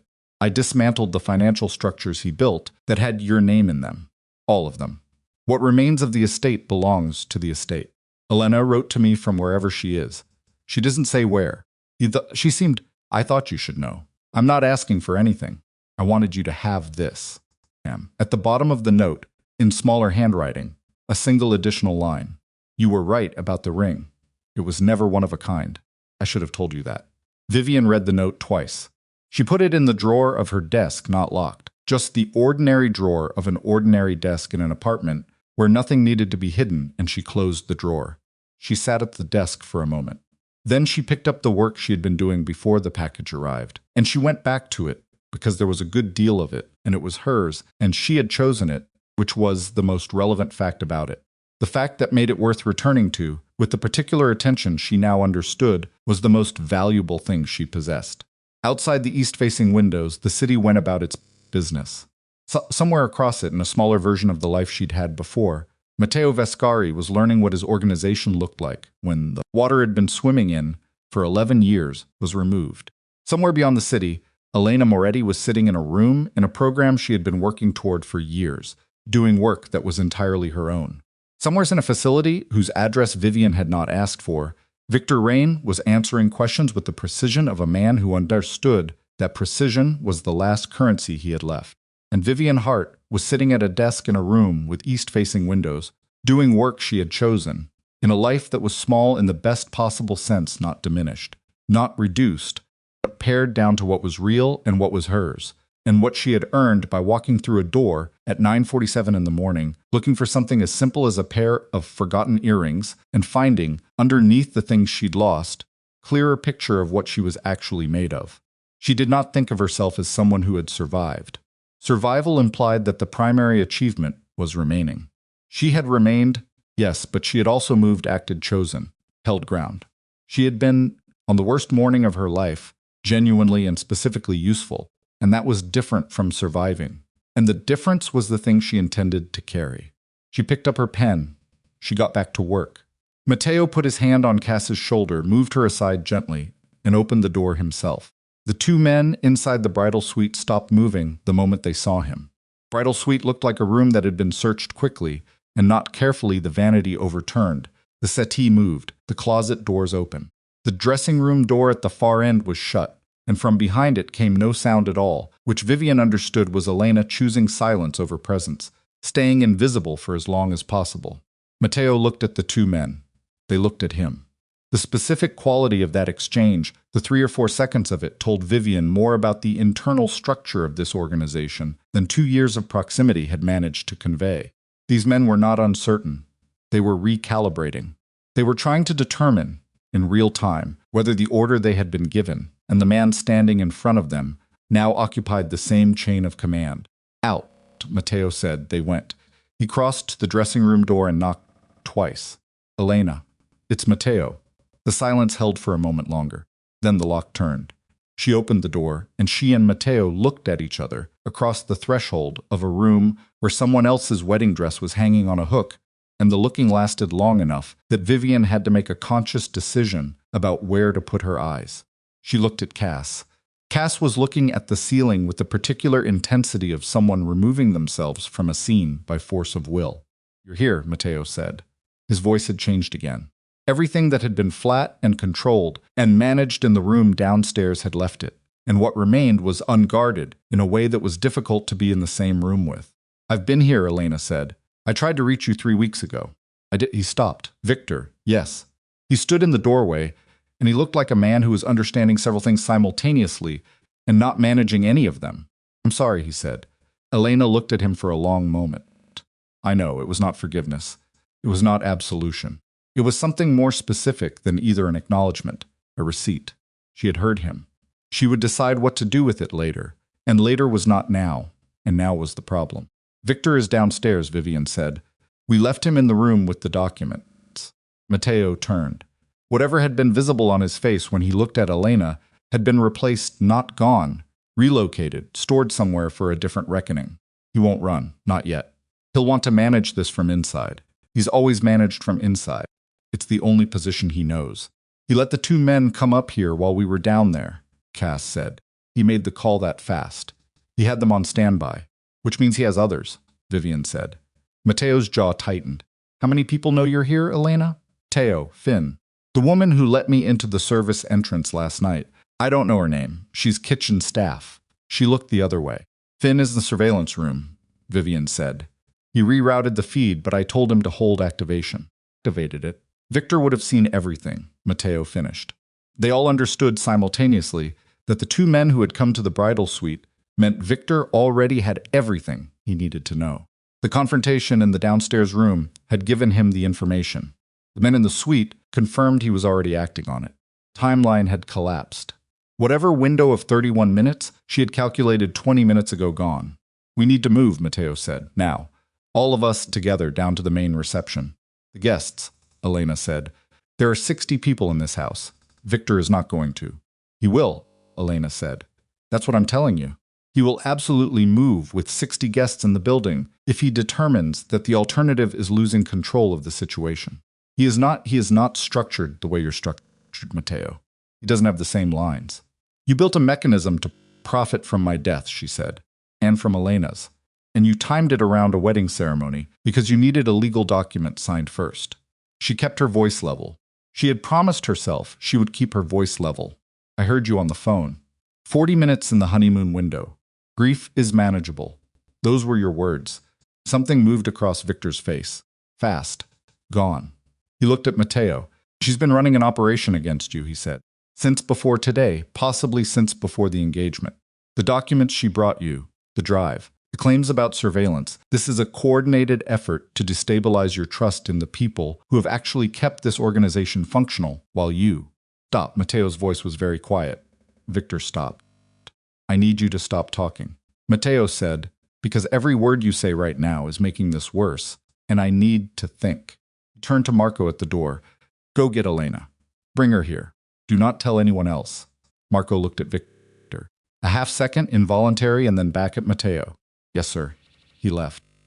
Victor watched the door close, and then he did something Vivian had not anticipated. He relaxed. Not completely, not a collapse. Nothing so readable as that. But a subtle, specific release of the posture he'd been holding. Settling. As if a decision had been made somewhere below the level of his face that had changed the terms of what this room required of him. He looked at Vivian. How did you access the surveillance room? He asked. Not accusatory. Genuinely curious, she didn't answer. Vincent, he said, answering himself. He nodded slowly. Been a concern for a while. He said it the way you say something about a structural issue in a building you've been meaning to address. I kept him because he was useful, and I thought his fear was sufficient management. That was a mistake in my assessment. Victor. Matteo started. I want to tell you something, Matteo. Victor's voice was different now. Still composed. Still precise. But something underneath the precision had changed a quality she couldn't name immediately, and then she could. It was the quality of a man who has stopped performing for the room and is now simply speaking. What I built, the financial structures, the operational architecture, the mechanisms you're looking at on those documents, none of it was built to harm you. It was built to survive you. Matteo stared at him. You've been deteriorating for 3 years, Victor said. Since before Elena. Since before this woman. There is a sentimentality in you that has been growing, a tendency toward attachment, toward the kind of decision-making that prioritizes personal feeling over operational necessity. I watched it develop. I managed around it. And when it became clear that you were going to make choices, Elena, and then this, he gestured slightly toward Vivian, that would compromise the organization's stability. I built contingencies. She watched him process it. She did not rush him. She understood that she was asking a man to dismantle 11 years of trust in the span of 60 seconds, and she had taken Elena's warning seriously enough to allow for the full weight of that. Show me, he said. She opened the envelope. She laid out the documents, the routing spreadsheet, the photographs, the handwritten note. She placed Finn's copied drive on the desk beside them and told him what was on it. She told him about the surveillance room. She told him, word for word, what she had heard Victor say on the phone 40 minutes ago. He listened with his hands still flat on the desk and his face doing something she couldn't entirely read, a complex internal weather that moved across it in waves she could track but not interpret. When she finished, the room was very quiet. Elena is here, he said, in the bridal suite, dressing room. She has a bruise on her jaw. She's been better. She's also the steadiest person I've met today, which is saying something. Something crossed his face at that. A crack in the management of it. Brief, controlled back into stillness almost immediately, but she caught it. Teo. She leaned forward slightly. I need you to look at the drive. I need you to see what's in that surveillance room. And I need you to understand that Victor knows Elena is here. His people confirmed it an hour ago, and he is waiting for this ceremony to happen before he moves. Which means we have approximately, she looked at her watch, 31 minutes. He reached for the drive. He looked at it in his palm. And then the door opened. Victor Rain did not knock. He never knocked, that was. She realized in the half second before everything changed, one of the things she should have considered. The way he moved through spaces as if they had been built to accommodate him. The way doors opened for him, not because anyone held them, but because he treated closed doors as a formality that didn't apply. He came in with Marco 2 steps behind him, and he took in the room Matteo, Vivian. The document spread across the desk in a single sweep that lasted less than a second and conveyed complete understanding. His face didn't change. That was the worst part. His face was exactly what it always was, composed, attentive, carrying that quality of careful consideration that she had once read as thoughtfulness and now understood was something else entirely. He looked at the documents on the desk, and he looked at Vivian, and he looked at Matteo, and none of it produced a single visible crack. There you are, he said to Matteo. Pleasantly. Sal said there was a situation. Victor. Matteo's voice was different, flatter. Close the door. closed the door. Marco stayed inside it. Sit down, Matteo said. We're on a sked down, Victor. Victor sat. He did it calmly. He folded his hands on his knee and looked at Matteo with the expression of a man who had survived dozens of difficult conversations by being the most composed person in the room and intended to survive this one the same way. Vivian watched him, watching Matteo look at the documents. She watched him register which documents they were. She watched the calculation happen fast, invisible to anyone who wasn't looking for it. But she was looking. She had been looking since she heard his voice on the phone 40 minutes ago, and she saw the precise moment when Victor Rain decided on his approach. Where did you get those? He asked. Mild curious, as if they were discussing something administrative. Does it matter? Vivian said. Victor looked at her. It was the first time he had looked directly at her since entering the room, and the quality of it was different from the polite attention he'd shown her at dinners. This was the real look, the one he'd been storing behind the other one. Miss Hart, he said, this is a private conversation. You were planning to kill me in 30 minutes, she said. I think that makes it my conversation too. Something happened then. Not on Victor's face, his face remained what it was, but in the room itself. A shift in pressure. Matteo's hands moved on the desk, a small adjustment that wasn't casual. Matteo, Victor said. He turned away from Vivian completely, a deliberate erasure, a technique. Whatever you've been told, you need to let me explain the context. Elena is in this building, Matteo said, a pause. Short, precise. That's not possible, Victor said. She's upstairs. Matteo's voice was very quiet, and the quietness of it was different from his usual quiet. This was the voice, underneath the voice she knew. She's been here since last night. You knew. I knew someone matching her description had potentially accessed the property. I was in the process of verifying. You told me she agreed to the relocation. She did. You told me she understood the sensitivity of her position. She did at the time, Victor. Matteo stopped. He picked up the handwritten note, the one that said VR authorized transfer, pending death of legal spouse, and held it up. Explain this. Victor looked at the note for 3 full seconds. Fabricated, he said. Is it? Someone has been feeding you false documentation. This is exactly the kind of manufactured evidence that... Who manufactured the evidence against Elena? The question landed like something dropped from a height.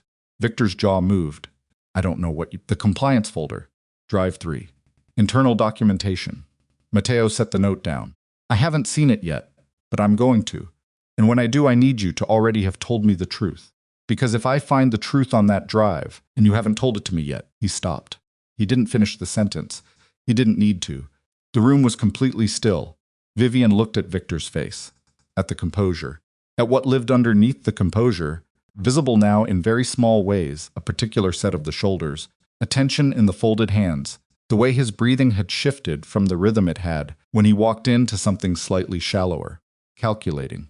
She could see him doing it, running the options, the counters, the angles. 11 years of this. 11 years of managing information and controlling access and building a structure around a man who trusted him. And now the structure had a crack, and Victor Rain was trying to determine whether the crack could still be managed or whether it had already become something else. He made his decision.